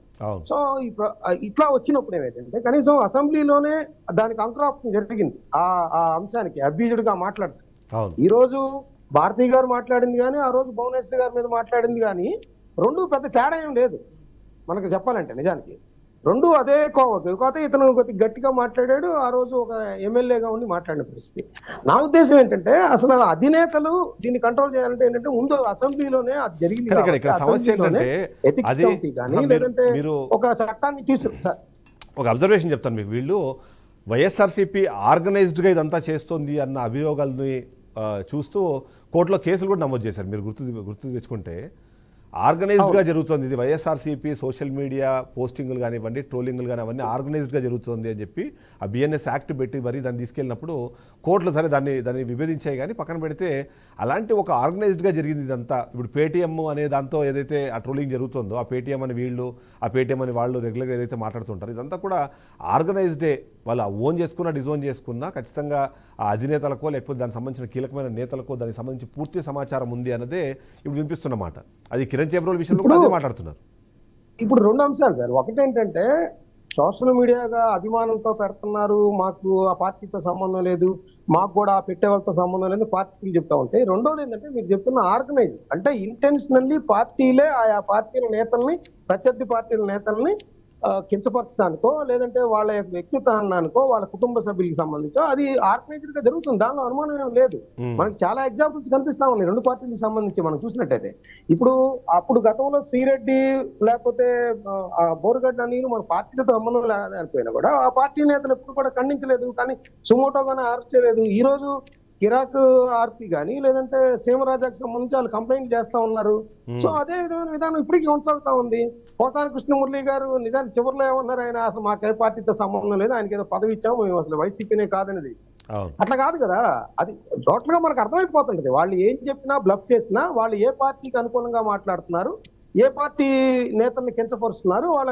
ఇప్పుడు చూడండి శ్రీరెడ్డి గారికి సంబంధించి చూస్తే ఆ రోజు పవన్ కళ్యాణ్ గారి అమ్మని ఏ విధంగా అయితే చేశారో అప్పటి నుంచే కదా పీనైంది. పవన్ కళ్యాణ్ గారి భార్య, పిల్లలు, వాళ్ళ అమ్మ, వాళ్ళకి సంబంధించి చూస్తే తర్వాత చంద్రబాబు నాయుడు గారు వాళ్ళ మిసెస్, ఆ తర్వాత చూస్తే లోకేష్ గారు వాళ్ళ మిసెస్, ఆ తర్వాత ఇప్పుడు జగన్మోహన్ రెడ్డి గారు. అంతకుముందు చూస్తే మనకి బిఫోర్ 2019కి ముందు షర్మిల గారికి సంబంధించి ఒక సినీ నటుడితో చేస్తున్నారని అందరూ కంప్లైంట్ చేసిన పరిస్థితి. ఆ రోజు బాలకృష్ణ గారి ఇంట్లో జరుగుతుంది ఆఫీస్ లో అనేది కూడా ఎలిగేషన్ చేశారు కంప్లైంట్. ఆ తర్వాత కాలంలో ఏమైంది, మళ్ళీ భస్మాస్ రాస్తాం లాగా షర్మిల గారు ఎప్పుడైతే జగన్ గారిని వ్యతిరేకిస్తా ఉన్నారో అప్పుడు వైఎస్ షర్మిల కాదు, ఆమె మోర్సుపల్లి షర్మిల ఆమె వ్యక్తిగత అంశాలకు సంబంధించి అదే పార్టీ వాళ్ళు కూడా పెట్టింది కూడా మనం చూసాం. సో అంటే ఏంటంటే దీనికి మూల కారణం ఎక్కడ ఉంటుందంటే ఆయా పార్టీల నేతలను కానీ అధినేతలను కానీ ఆ పార్టీ అధినాయకత్వాన్ని కానీ ఏమాత్రం ఎవడన్నా విమర్శించినా వాడి పని పట్టే వరకు, వాడి అంతు చూసే వరకు ఆ సోషల్ మీడియా వింగ్స్ పనిచేస్తున్నారు. ఒక పబ్లిక్ కాలర్ ఒకరు ఉన్నారు, నేను వాళ్ళని తీసుకుని మళ్ళీ మీ దగ్గరకు వస్తాను. హైదరాబాద్ నుంచి లక్ష్మి గారు ఫోన్ చేశారు ఈ విషయం పైన రెస్పాండ్ అవ్వడం కోసం. లక్ష్మి గారు నమస్తే అండి. నమస్తే అండి. మీరు చూస్తున్నారు కదా, అంటే ఈ మధ్యకాలంలో ఇలా అంటే ఫ్యామిలీస్ని రాజకీయాల్లోకి తీసుకొచ్చే క్రమంలో జూకుప్సాకరమైన కమెంట్స్ చేయడం వాటి మీద మీ ఒపీనియన్ ఏంటి? అలాంటి వాళ్ళు ఏం చేయాలంటారు?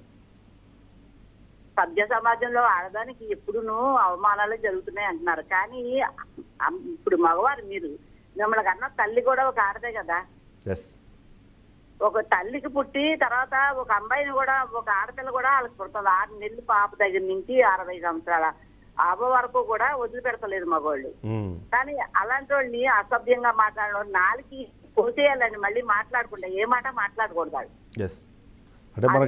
జైల్లో వేయడం, వాళ్ళకి బెయిల్ ఇవ్వడం, జైల్లో వేయడం, తీసుకురావడం కాదండి. అడుగు పుష్టించుకోవాలి బతుకున్నంత కాలం, నాలుగు పొయ్యాలి, మంచి మాట చెడ్డ మాట రాకూడదు. అంటే మనకు చట్టపరంగా మనకు అట్లాంటి అవకాశం లేదు. కానీ మీరు అన్నట్టుగా అదే నేను ఇంతకుముందు చెప్పాను, ఇది కలికాలం కాబట్టి బతికిపోయారు వాళ్ళు. అదే వేరే యుగం అయ్యి ఉంటే ఖచ్చితంగా వీళ్ళు అంటే మహిళలు ఇచ్చే ఆ శాపనార్థాలకు ఎప్పుడో నాశనం అయిపోయేవాళ్ళని. ఆడదానికి సభ్య సంస్కారం అని ఇవన్నీ చెప్పడమే రాజకీయాల నాయకులు అందరూ మారుతున్నారు, ఇలా చేస్తున్నారు. కానండి అలా కాదండి, వాళ్ళకి శిక్షలు తీసి మళ్ళీ బెయిల్ ఇచ్చి వాళ్ళ డబ్బులు తిని మళ్ళీ బెయిల్ ఇచ్చి బయటకు తీసుకురావడం అది కాదండి. వాళ్ళకి తగిన శిక్ష వేస్తేనే అది మంచిదండి. ఆ శిక్షలు ఏంటన్న దాని మీద కూడా ఖచ్చితంగా డిస్కషన్ చేయాల్సింది ఒకసారి. అదే శ్రీనివాస్ గారు ఇంకో కాలర్ ఉన్నారు. శ్రీనివాస్ గారు సార్ నమస్తే అండి. నమస్తే శ్రీనివాస్ గారు. సార్ మొట్టమొదటిగా సామాజిక భద్రత అనేది మొదలయ్యేది పోలీస్ స్టేషన్ దగ్గర నుంచి మొదలవుతుందండి.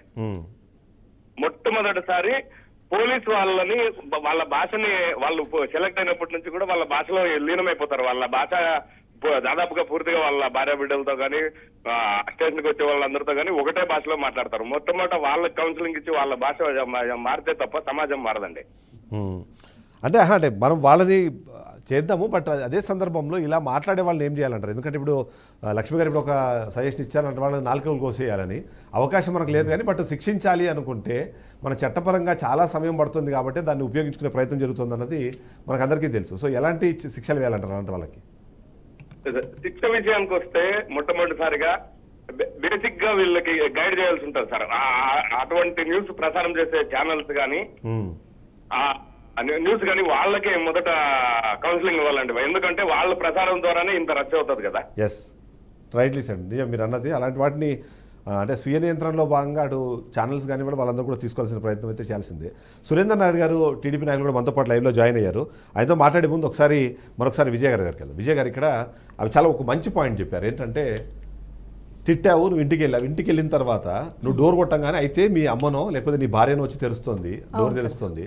అప్పుడైనా ఆ రియాక్షన్ అదో లేకపోతే ఆ పశ్చాత్తాపం అన్నది రాదంటారు ఇలాంటి వాళ్ళకి. ఎందుకంటే ఇంటికి వెళ్ళిన తర్వాత ఖచ్చితంగా నాకు తెలిసి ఇప్పుడు మాట్లాడిన వాళ్ళ చాలామంది కూతుర్లు ఉన్నారు. వాళ్ళందరినీ ఇప్పుడు నేను తిట్టి ఇంటికి వెళ్ళిన తర్వాత నువ్వు 3,000 నువ్వు 1,000 వాళ్ళ వైపు చూపించావు, 3,000 నీ వైపు చూస్తున్నాయి. అవన్నీ పక్కన పెడితే కనీసం ఇంటికి వెళ్ళగా డోర్ తీస్తుంది తల్లే కదా. ఇప్పుడు అంటారు కదా, తాగిన వాడికి ఆ క్షణంలో వాడు ఏం మాట్లాడుతున్నాడో తెలీదు, మాట్లాడేసి వచ్చేసాడు అనమాట.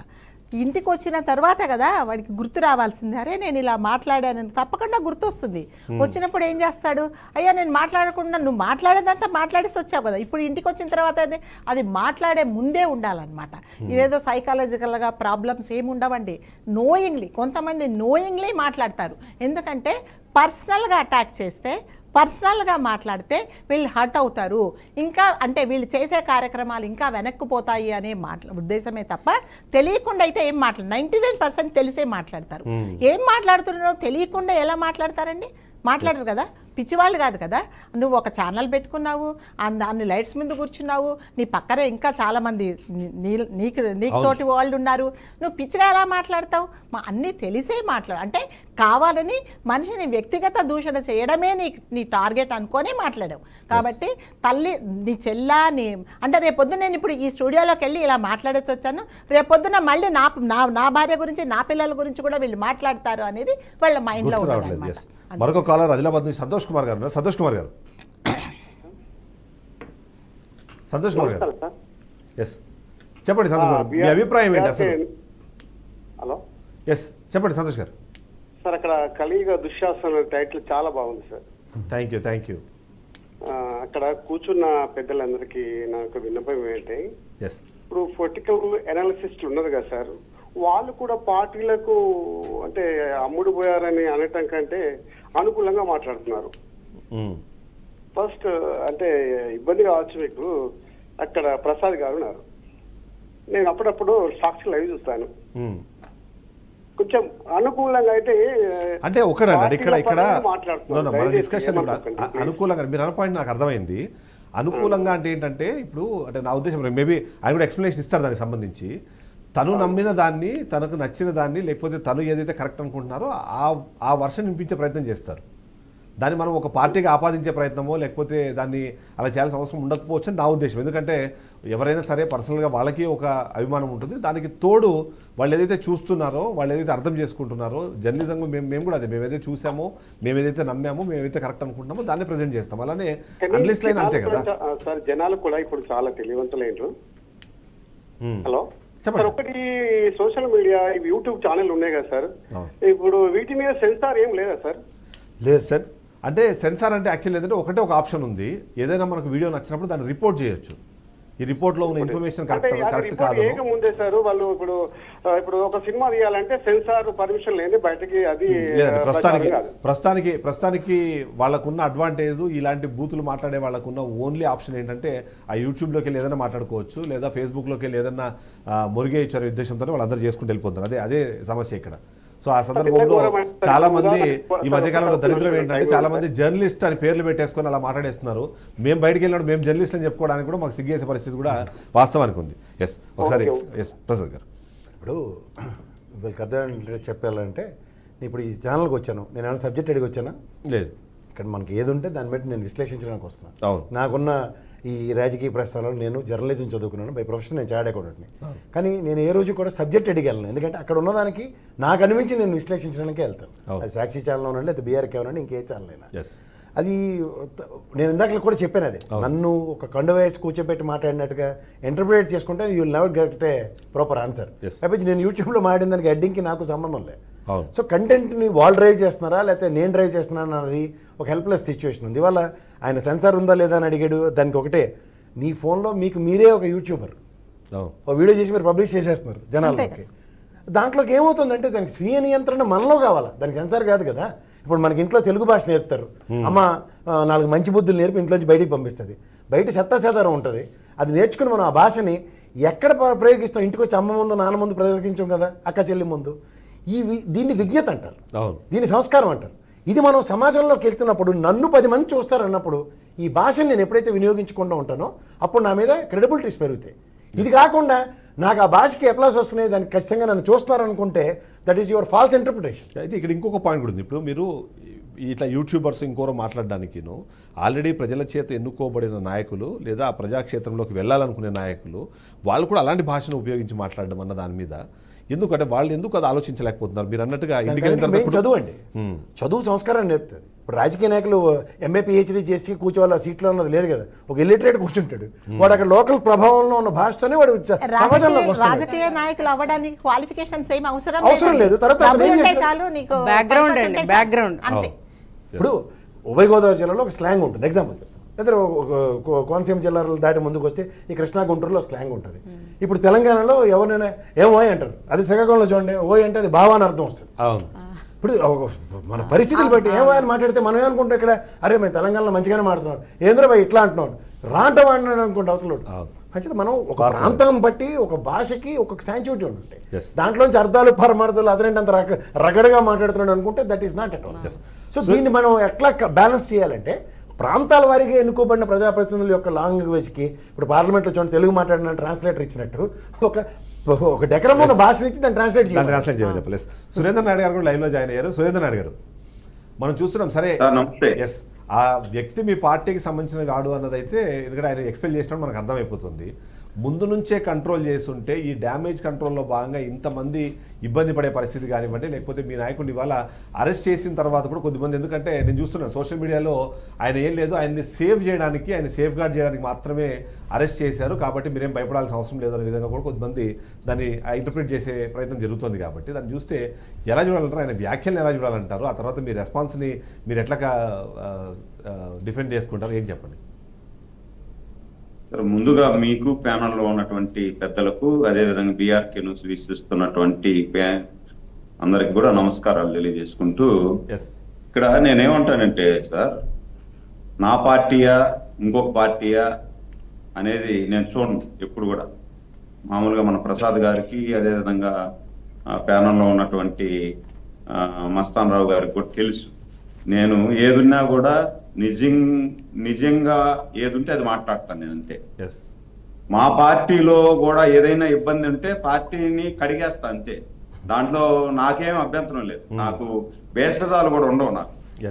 ఈరోజు మనము సభ్య సమాజంలో మనం జీవించేటప్పుడు ఈరోజు మనం నేను లైవ్లోకి వచ్చా, నేను లైవ్లోకి వచ్చినప్పుడు నాకు సబ్జెక్ట్ చెప్పలా, నేను లైవ్లో జాయిన్ అయిన తర్వాత మీరు మాట్లాడేటువంటి సబ్జెక్ట్ని బట్టి మీరు అడిగారు, నేను చెప్తున్నా, డైరెక్ట్గా చెప్తున్నా. అవును.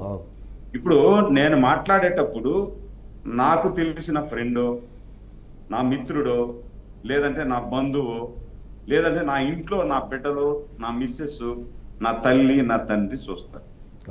చూసిన తర్వాత వాళ్ళు కూడా మా వాడు బాగా మాట్లాడినాడు అనేది అనాల. అంతేగాని నేను మాట్లాడే మాట నలుగురికి మెచ్చకుండా నాకు మాత్రమే నచ్చి నలగరి దగ్గర కూడా చీ అనిపించుకునేటట్టుగా మనం మాట్లాడితే మన మాటలకు విలువ లేదు, మన నాయకత్వానికి విలువ లేదు. ఇది నేను ప్రగాఢంగా నమ్ముతా. దీంట్లో నేనేమంటానంటే, ఇప్పుడు ఏదైతే మా పార్టీ వ్యక్తి మాట్లాడాడు పొరపాటు, నేను నిన్న మొన్న 2 ఛానల్కి వెళ్ళిన వెంటనే కూడా నేను కిరణ్ చేసింది తప్పు, కిరణ్ ఆ విధంగా మాట్లాడకూడదు. కొంతమంది సోషల్ మీడియాలో పెడుతున్నారు, కిరణ్ మాట్లాడిన దాన్ని మాత్రం తప్పు అంటున్నారు. నేను మాట్లాడేటప్పుడు నా కింద కామెంట్ బాక్స్ చూశాను, చూస్తే కిరణ్ మాట్లాడింది మాత్రం నువ్వు తప్పు అంటున్నావు, తెలుగుదేశం పార్టీ అధికార ప్రతినిధిగా ఉంటున్నావు. సరే, రాజకీయాలలో ఒక ఎంపీగా ఉండి, ఒక మంత్రిగా ఉండి, ఒక ఎమ్మెల్యేగా ఉండే వాళ్ళు గత 5 సంవత్సరాల్లో మాట్లాడారు, వాళ్ళని మాత్రం మీరు పాయింట్అవుట్ చేయటం లేదు, మీరు ఎందుకు వాళ్ళని పాయింట్అవుట్ చేయటం లేదు అనే విధంగా కొన్ని మెసేజ్లు పెట్టారు. నేనేమంటానంటే, ఎవడో గడ్డి తిన్నాడని మనం గడ్డి తిన్నాం కదా. అవును, కరెక్ట్. వాళ్ళు గడ్డి తిన్నారనే 11 సీట్లకి ఇచ్చారు వాళ్ళకి. మనం కూడా ఆ గడ్డే తింటే మళ్ళీ అట్లా. ఇప్పుడు నన్ను ఎవరు ఏమన్నా అనుకోని నాకు అభ్యంతరం లేదు, నేను ఉన్నట్టే మాట్లాడతా. ఇప్పుడు వాళ్ళు 151 నుండి మధ్యలో 5 వెళ్ళిపోయి 11కు పరిమితం కావడానికి ప్రధాన కారణం ఏంది? ఇష్టానుసారం మహిళల్ని మాట్లాడారు. అదే ఎవరైతే చంద్రబాబు గారి సతీమణి నాకు తల్లి లాంటిది, నాకు తల్లి లాంటిది కంటే కూడా నా తల్లి అని నేను భావిస్తా. నేను ఎవరినైనా సరే, పూర్ణమ్మని, ఇప్పుడు ప్యానల్లో ఉన్నటువంటి మహిళలు నా అక్కలు, నా చెల్లెలు, నాకన్నా పెద్దవాళ్ళైతే నా అక్కగా భావిస్తాను, నాకన్నా చిన్న వాళ్ళైతే నా చెల్లెలుగా నేను భావిస్తాను, నా సోదరులుగా నేను భావిస్తాను. మీరు ఏదైతే రియాక్షన్ వచ్చిందో ఆ రియాక్షన్ సరిపోతుందంటారా? కేవలం అరెస్ట్ చేసేసి తీసుకెళ్లారు, సార్ రిమాండ్ ఇస్తారు, ఇచ్చిన తర్వాత బెయిల్ వస్తుంది, బయటకు వస్తారు, ఇదంతా బాగానే ఉంది.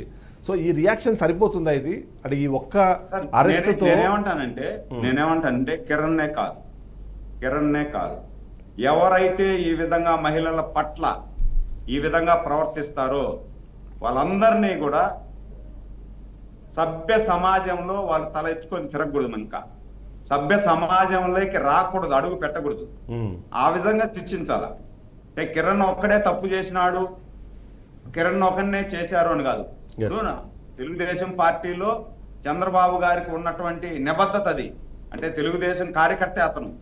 కొంతమంది తెలుగుదేశం మా వాళ్ళే కొంతమంది తెలుగుదేశానికి సంబంధం లేదు, ఐటీడీపీ ఏదో కొంతమంది చెప్తా ఉంటారు. అది నాకు ఇష్టం ఉండదు. నేను ఆత్మను తెలుగుదేశం కార్యకర్త అతను. తెలుగుదేశం కార్యకర్త, తెలుగుదేశం కోసం పనిచేశాడు. మాట తూలింది.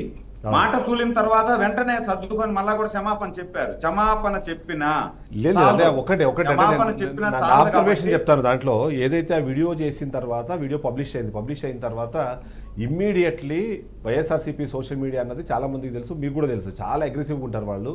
ఇమ్మీడియట్లీ తను కొన్ని వందల పోస్టులు దాన్ని కోడ్ చేస్తూ, తను ఎలా మాట్లాడారో దాన్ని కోడ్ చేస్తూ కొన్ని వందల పోస్టులు పెట్టిన తర్వాత ఆయన రెస్పాండ్ అయ్యారు. నిజంగా ఆయనకి నిజంగానే చిత్తశుద్ధి ఉంటే ఆ వీడియో అసలు బయటికి రాకూడదు. నాకు ఒక 2 minutes టైం ఇవ్వండి. నాకు 2 minutes టైం ఇవ్వండి. ఏదో ఒక రకంగా ఇప్పుడు వైసీపీ వాళ్ళు ట్రోల్ చేసి ఉండొచ్చు, లేదు నాలాంటి మధ్యలో వాళ్ళు కూడా ట్రోల్ చేసి ఉండొచ్చు. నాకు నచ్చకుండా ఈ విధంగా మాట్లాడడం నచ్చదు అని చెప్పి నేను కూడా నాలాంటి వాళ్ళు ట్రోల్ చేసి ఉండొచ్చు. ట్రోల్ చేసినా ఏది చేసినా క్షమాపణ చెప్పాడు. క్షమాపణ చెప్పినా కూడా సొంత కార్యకర్తను కూడా చూడకుండా వెంటనే అరెస్ట్ చేయమని చెప్పారు. అరెస్ట్ చేశారు. అరెస్ట్ చేసిన దానికి మళ్ళీ వేరే నానా అర్థాలు తీసుకున్నారు సోషల్ మీడియాలో. అతను కాపాడేదానికి అరెస్ట్ చేసినారు, అది ఇదని మీరు అన్నట్టు కొంతమంది తీస్తుంటారు. నేను అంటున్నా, అంటే నేను కిరణ్ ఖండిస్తూనే చిన్న సబ్మిషన్. అతను కంటిన్యూస్గా ఒక 4 వీడియోలు వెనక్కి వెళ్తే, ఒకటి రాజశేఖర రెడ్డి గారి మీద చేశాడు, ఒకటి విడుదల రజని సజ్జల గారి మీద చేశాడు, ఇంకోటి అవినాష్ రెడ్డి మీద చేశాడు. మీరు ఈ వీడియోలు కనుక ఒకసారి చూస్తే రాజశేఖర రెడ్డి గారి మీద చేసిన వీడియో అయితే డిలీట్ చేసి ఉంది యూట్యూబ్లో. అసలు really pathetic, you can't even imagine it. అతని పుట్టుక, అతని గోత్రం, అతని ఇంటి పేరు, ఆయన వంశం మీద ఎలా పడితే అలా ఆపాదించి మాట్లాడాడు. అంటే నేను అంటుంది ఏంటంటే, దానికి ఎప్పుడైతే ప్రజల్లోంచి వ్యతిరేకత రాకపోయేసరికల్లా ఇన్స్టెంట్గా ఈ వీడియో చేయగలిగాడు. It's taken the description. So ఇది ఏమవుతుందంటే కంటిన్యూస్ గా మీరు అన్నట్టు మొక్కై వంగంది మోనే వంగన అన్న దగ్గర మొదట్లోనే తింటుంటే, ఈ పని ఫస్ట్ డే కనుక చేసి ఉంటే, విడుదల రజనీ మీద చేసిన రోజే కనుక చేసి ఉంటే, ఎందుకంటే ఎఫ్ఐఆర్ ఫైల్ అవలే, డెఫినెట్గా చంద్రబాబు గారు మీ తెలుగుదేశంకి ఉన్న లెగసీకి. ఎందుకంటే తెలుగుదేశం ఈ 2 సంవత్సరాల్లో ఇంత నీచమైన వీడియోలు ఈ తెలుగుదేశం హిస్టరీలో ఎప్పుడు ఇలాంటి పనులు చేయలేదు. The legacy is totally different. ఈ విధంగా సోషల్ మీడియాని ఇలా దుర్వినియోగపరచడం the first ever time in Telugu Desam for the last 2-3 years. Hello Surendra గారు, కంటిన్యూ ప్లీజ్. ఇప్పుడు నేను కంప్లీట్ చేస్తా, ఒక 2 నిమిషాలు నేను కంప్లీట్ చేస్తా.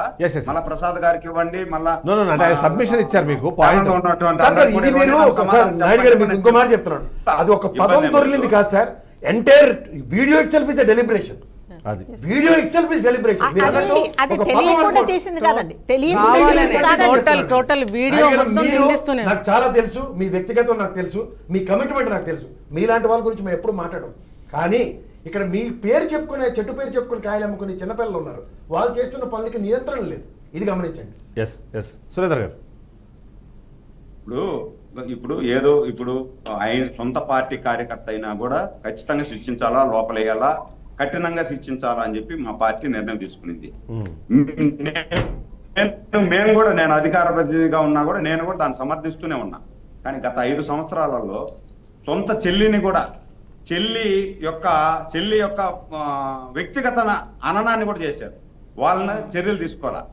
మా తల్లి లాంటి బోనమ్మని నిండు అసెంబ్లీలో ఇష్టానుసారం మాట్లాడితే, ఒక బాధ్యతాయుతమైనటువంటి ముఖ్యమంత్రి స్థానంలో ఉన్నటువంటి జగన్మోహన్ రెడ్డి మీరే కాంటాక్ట్ చేస్తున్నారు. వాళ్ళ పని చేశారు కాబట్టి 11 ఇచ్చారంటారు. మీరు అదే పని చేస్తారంటే ఏం చెప్పాలా? మీరే చెప్పారు సైమన్తో కాదండి, వాళ్ళకి వీళ్ళకి తేడా లేదు కదా. ఎంజాయ్ చేసినాడే తప్పించి వాళ్ళని ఏమాత్రం ఆపలా. మీరు 4 ఎంజాయ్ చేసిన తర్వాత కదా ప్రతిచర్య వచ్చింది. 5 సంవత్సరాలు ఏ సార్? ముఖ్యమంత్రిగా ఉన్నప్పుడు కాంతనాయుడు గారు మీరు 4 ఎంజాయ్ చేసిన తర్వాత 5వ దాని మీద ప్రతిచర్య కనపడదు. మీరు రాజశేఖర రెడ్డి గారి మీద చేసింది ఎంజాయ్ చేశారు కాబట్టి సెకండ్ వీడియో వచ్చింది. మేడం సమాధానం చెప్పండి. చెప్పండి మీరు. ఉపేక్షించేది లేదు అని చెప్పి మేము ఆపాం సార్ ఒక నిమిషం. ముందు ఉపేక్షించిన 4 వీడియోలకి అనిపించవలసినవన్నీ అనిపిస్తూ వాంటెడ్లీ రాజశేఖర రెడ్డి గారిని వాళ్ళు విమర్శించి చండాలంగా అంటే పర్సనల్ గా అన్నప్పుడు ఒక వీడియో అది రిలీజ్ చేసినప్పుడు మీరు ఎందుకు ఖండించలేదు? మీరు ఎవరేం మాట్లాడలేదు. అందుకని సెకండ్ వీడియో ఇదైంది. నిజంగా మీరు అన్నారు నేను చాలా సిన్సియర్, ఇలాంటివన్నీ మేము ఖండిస్తాం. మరి అప్పుడెందుకు ఖండించలేదు మీరు? అప్పుడు ఎందుకు ఊరుకున్నారు? మీరు ఖండించాల్సింది కదా. ఎవరైనా సమయం కోసం ఎదురు చూస్తూనే ఉంటారు. చెప్పండి సార్ చెప్పండి మేడం గారు. ఇప్పుడు నేను ఫస్ట్ వీడియో గానీ సెకండ్ వీడియో గానీ ఏదైనా గానీ ఒక వీడియోనో 2వ వీడియో చేశాడు. చేసిన వెంటనే ఈ రోజు శిక్ష అనుభవిస్తున్నాడు. ఇప్పుడు మా తల్లి శిక్ష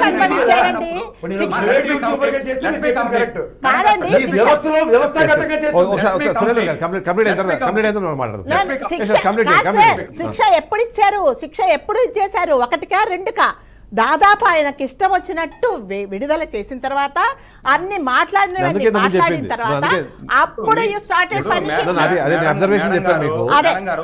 రాజశేఖర రెడ్డి వీడియో చేసినప్పుడు అది వైరల్ అవ్వలేదు. విడుదల చేసినప్పుడు వైరల్ అవ్వలేదు. వైరల్ అయిన తర్వాత ఎందుకంటే ఎప్పుడైతే వీళ్ళు గుర్తించారో వైరల్ చేసిన తర్వాత రియాక్షన్ వచ్చింది. వైసీపీ వాళ్ళు వెంటనే చేశారు దాన్ని. రాజశేఖర రెడ్డి గారు అంటే ఎంటైర్ కాంగ్రెస్ పెట్టినట్టు ఏంటంటే పర్సనల్ మాకెవ్వరికి టాపిక్స్ తెలియదండి. మేము ఎవ్వరు ప్రిపేర్ అవ్వలేదు. నేను స్టూడియోలోకి వచ్చిన తర్వాత మాకు మేము ఎవ్వరము ఏ పార్టీకి మేము అనుకూలంగా జనరల్ గా ఒక మనిషి పని నచ్చకపోతే పని నచ్చలేదని చెప్పు. నువ్వు పొడుగ్గా ఉన్నావు, పొట్టిగా ఉన్నావు, నల్లగా ఉన్నావు, తెల్లగా ఉన్నావు, లావుగా ఉన్నావు, ఇవి మాట్లాడకూడదు. దాని గురించే కదా మనం అందరం మాట్లాడుకుంటున్నాం. ఒకసారి నేను ఒక 2 కాల్స్ ఉన్నాయి. కాల్స్ తీసుకుని మీ దగ్గరకు వస్తాను. సంతోష్ గారు ఉన్నారు ఆదిలాబాద్ నుంచి. సంతోష్ గారు సార్ ఒక్కసారి అసెంబ్లీలో సార్ కొడాలి నాని గారు హలో చెప్పండి వింటున్నాను. ఎంత ఘోరంగా మాట్లాడారు సార్. అప్పుడు పార్టీ అధ్యక్షుడైన ముఖ్యమంత్రి జగన్మోహన్ రెడ్డి గారు ఆయనను పార్టీకి సస్పెండ్ చేస్తే ఈ రోజు వైసీపీ సక్సెస్ఫుల్ గా ఉంటుండే. ఆ పార్టీ నాశనం కావటానికి కొడాలి నాని గారు మెయిన్ పాత్ర. ఎంత ఘోరంగా ఒక అమ్మ నా బూతులు మాజీ ముఖ్యమంత్రిని చంద్రబాబు నాయుడిని తెలంగాణ ప్రజలతో పాటు ఆంధ్ర ప్రజలు దీన్ని చాలా సీరియస్ గా తీసుకున్నారు. అటువంటి ఆయనని ఘోరంగా తిడుతుంటే అసెంబ్లీలో నేను లైవ్ చూస్తాను, కన్నీళ్లు పెట్టుకున్నాను సార్. జగన్మోహన్ రెడ్డి పక్కన కూర్చొని నవ్వుతూ ఉంటే ఆయన ఆనందం పొందారు. ఎంత ఘోరం సార్ ఇది. వ్యక్తిగతంగా తిట్టడం అనేది చాలా ప్రమాదం. పార్టీకి ఎంత నష్టం వచ్చింది. చాలా పెద్ద తప్పు, చాలా పెద్ద తప్పు. అలా కాదండి, మేము చెప్పేది కూడా ఎవరిని పర్సనల్ గా దూషించినా ఎవరు ఎంటర్టైన్ చేయొద్దు. చంద్రబాబు నాయుడు గారి ఫ్యామిలీని వైఎస్ఆర్పి అన్నప్పుడు ఇతను ఎంటర్టైన్ చేయకూడదు, అట్లాగే ఈ పార్టీ వాళ్ళని అన్నప్పుడు కూడా ఎంటర్టైన్ చేయకూడదు. సంబంధం లేదు, సంబంధం లేదండి. మీరు అన్నట్టుగా దాని నష్టము. Speaker is neutral man. Hello, అవునవునవును. స్పీకర్ అనేవారు అన్ని పార్టీలకు సమానమైన వ్యక్తి. ఆయన ఇట్లా చేతి పెట్టి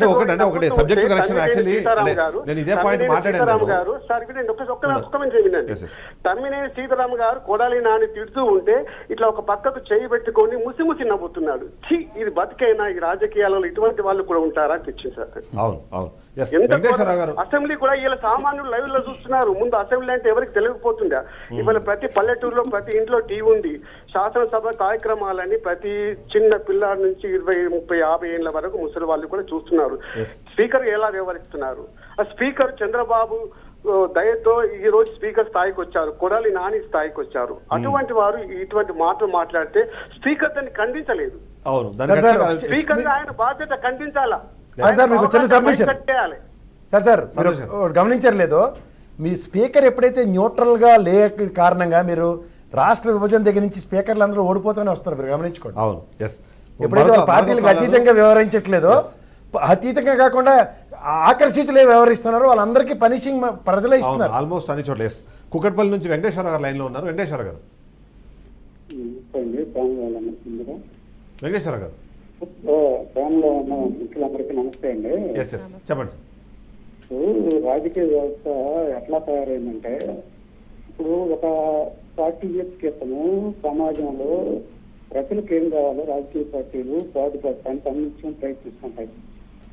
కానీ గత 15 సంవత్సరాల నుంచి ఈ సోషల్ మీడియా కారణమా మన రాజకీయ పార్టీలు సార్ అయితే వెంకటేశ్వర గారు నాకు ఒక పాయింట్ చెప్పండి, మీరు మీ అభిప్రాయం చెప్పండి. ఇప్పుడు ఇలా మాట్లాడుతున్న వాళ్ళని వైపు అంటే అభిమానులందరూ వాటిని ఎంకరేజ్ చేస్తున్నారు. అలాంటి వీడియోలు వస్తే చూసి వాళ్ళ కింద పాజిటివ్ కమెంట్స్ లేకపోతే వాళ్ళని ఆహ్వా అనే కమెంట్స్ పెట్టడం వల్ల ఇలాంటివి జరుగుతున్నాయి. సో వాళ్ళని రెస్ట్రిక్ట్ చేయాలన్నా ఏం చేయాలంటే అసలు అంటే వీళ్ళకి ఎలాంటి చర్యలు తీసుకోవాలంటే వీళ్ళ మీద? వైసీపీ ఉన్నా, జనసేన ఉన్నా, బీజేపీ ఉన్నా, కాంగ్రెస్ ఉన్నా వాళ్ళ రాజకీయ పార్టీల కోసం ఒక ప్రత్యేక విందుని ఏర్పాటు చేసుకొని సోషల్ మీడియా యాక్టివిటీస్ లో ఇవాళ ఎవరు పైచేయి సాధిస్తే సమాజం వాళ్ళ వైపు చూస్తుంది, మా వైపే ఉంటారనే దూరంలో ఉన్నప్పటికీ వ్యవస్థను కరెక్ట్ గా దారిలో పెట్టి ప్రజలకు ఏం కావాలనేది ముందు ఆలోచన చేయట్లా. గతంలో వైఎస్ రాజశేఖర రెడ్డి ఉన్నప్పుడు జరిగిన పరిస్థితులకి తర్వాత జగన్మోహన్ రెడ్డి మరి ప్రత్యేక రాష్ట్రం ఏర్పడిన తర్వాత జగన్మోహన్ రెడ్డి వచ్చినాక ఆయన నడవడికి ఆయన ధోరణిలో చాలా వైవిధ్యాలు ఉన్నాయన్నమాట. అంటే దాడి చేస్తేనే ఎదుటి వాళ్ళు మన మీద ఆకర్షితులవుతారు. అవతల వాళ్ళు మంచి వాళ్ళైనా సరే మనం దాడి చేస్తే అవతల వాళ్ళు తప్పుగా మనం చూపించగలమని ఒక ధోరణి పండాదొస్తే అనవసరమైన వాగ్దానాలు, అనవసరమైన మాటలు మాట్లాడి సమాజంలో అందరూ చూడటానికి కూడా ఇబ్బంది పడుతుంది. మాటలు మాట్లాడుతున్నారు. ఒక ముఖ్యమంత్రి స్థాయిలో ఉన్నప్పటి నుంచి కూడా ఒక చిన్న కార్పొరేట్ స్థాయి వరకు కూడా హరి అని మరొక కాలర్ ఉన్నారు, ఆయన కాల్ ఒకసారి తీసుకున్నాం. హరి గారు సార్ నమస్తే సార్. నమస్తే సార్. మీ స్పందన ఏంటి అసలు? అంటే ఇప్పుడు ఇలాంటి సంఘటనలు జరుగుతూ ఉన్నాయి, రిపీటెడ్గా జరుగుతున్నాయి. మొదటిసారే కట్ చేసి ఉంటే ఇప్పటిదాకా వచ్చేది కాదు అన్నది ప్రతి ఒక్కరు విశ్లేషిస్తున్నారు. సో మీ విశ్లేషణ ఏంటి? ఏం చేయాలంటారు? ఎలా చేద్దామంటారు? ఒకటేంటంటే అరెస్ట్ చేసినందుకు సంతోషం, అది లేట్ అయినందుకు కొద్దిగా బాధ ఉన్నా సరే అరెస్ట్ చేయడం మాత్రం 100% కరెక్ట్. అదేంటంటే ఇప్పుడు అదే గత 5 సంవత్సరాల్లో ఎన్నిసార్లు ఇన్ని వీడియోలు వచ్చినా సరే ఎంత వల్గర్ గా మాట్లాడినా ఒక్కడిని కూడా అరెస్ట్ చేయలేదు. ఇంకా చంపి డోర్ డెలివరీ చేసిన వాళ్ళకు కూడా తిరిగి మళ్ళీ పదవులు ఇచ్చారు తప్ప ఎవరిని సస్పెండ్ కూడా చేయలేదు. అలాగే ఎమ్మెల్యేలు ఇష్టాచారంగా మాట్లాడిన వాళ్ళు కూడా కనీసం హెచ్చరించేటట్లకు కూడా ఒక్క టీవీ న్యూస్ లో కూడా ఒక్క దీంట్లో కూడా రాలేదు. ఇప్పుడు క్రేజ్ ప్రసాద్ గారికి బాధ ఏంటి? అతను అరెస్ట్ చేశారని బాధ, లేకపోతే ఇంకా అరెస్ట్ చేయకుండా ఉంచితే మంచిదని సార్ ఏంటి అసలు? అతను ఒక పార్టీకి విశ్లేషకుల ముగ్గులో ఒక పార్టీకి కొమ్ము కాస్తూ అతను అరెస్ట్ చేస్తే ఇతనికి బాధ ఏంటండి? అరెస్ట్ చేస్తే ముందు వీడియోకి అరెస్ట్ చేయాలని సండమేంటి? అంటే ఇప్పుడు మీరు ఏమంటున్నారంటే ఇప్పుడు అరెస్ట్ చేసినందుకు అర్చించాలి, ముందు అర్చించిన తర్వాత అతను ఇంకేమేమి చేశాడు అవన్నీ బయటపడాలి, వాటిని కూడా శిక్ష వేయాలి. అంతేగాని ఇప్పుడు అరెస్ట్ చేసినందుకు కూటమి ప్రభుత్వానికి మంచి పేరు వస్తుందని తెలిసి వీళ్ళు అదర్ పార్టీ ముసుగులో మీ పాయింట్ నాకు అర్థమైంది. హరి గారు అయితే ఒక షార్ట్ బ్రేక్. ఏ పార్టీలో కాదండి, ఆల్రెడీ కండువా వేస్తారు కాబట్టి అది కంటిన్యూ వస్తుంది. అంత ఆయన కూడా దాన్ని తీసుకుని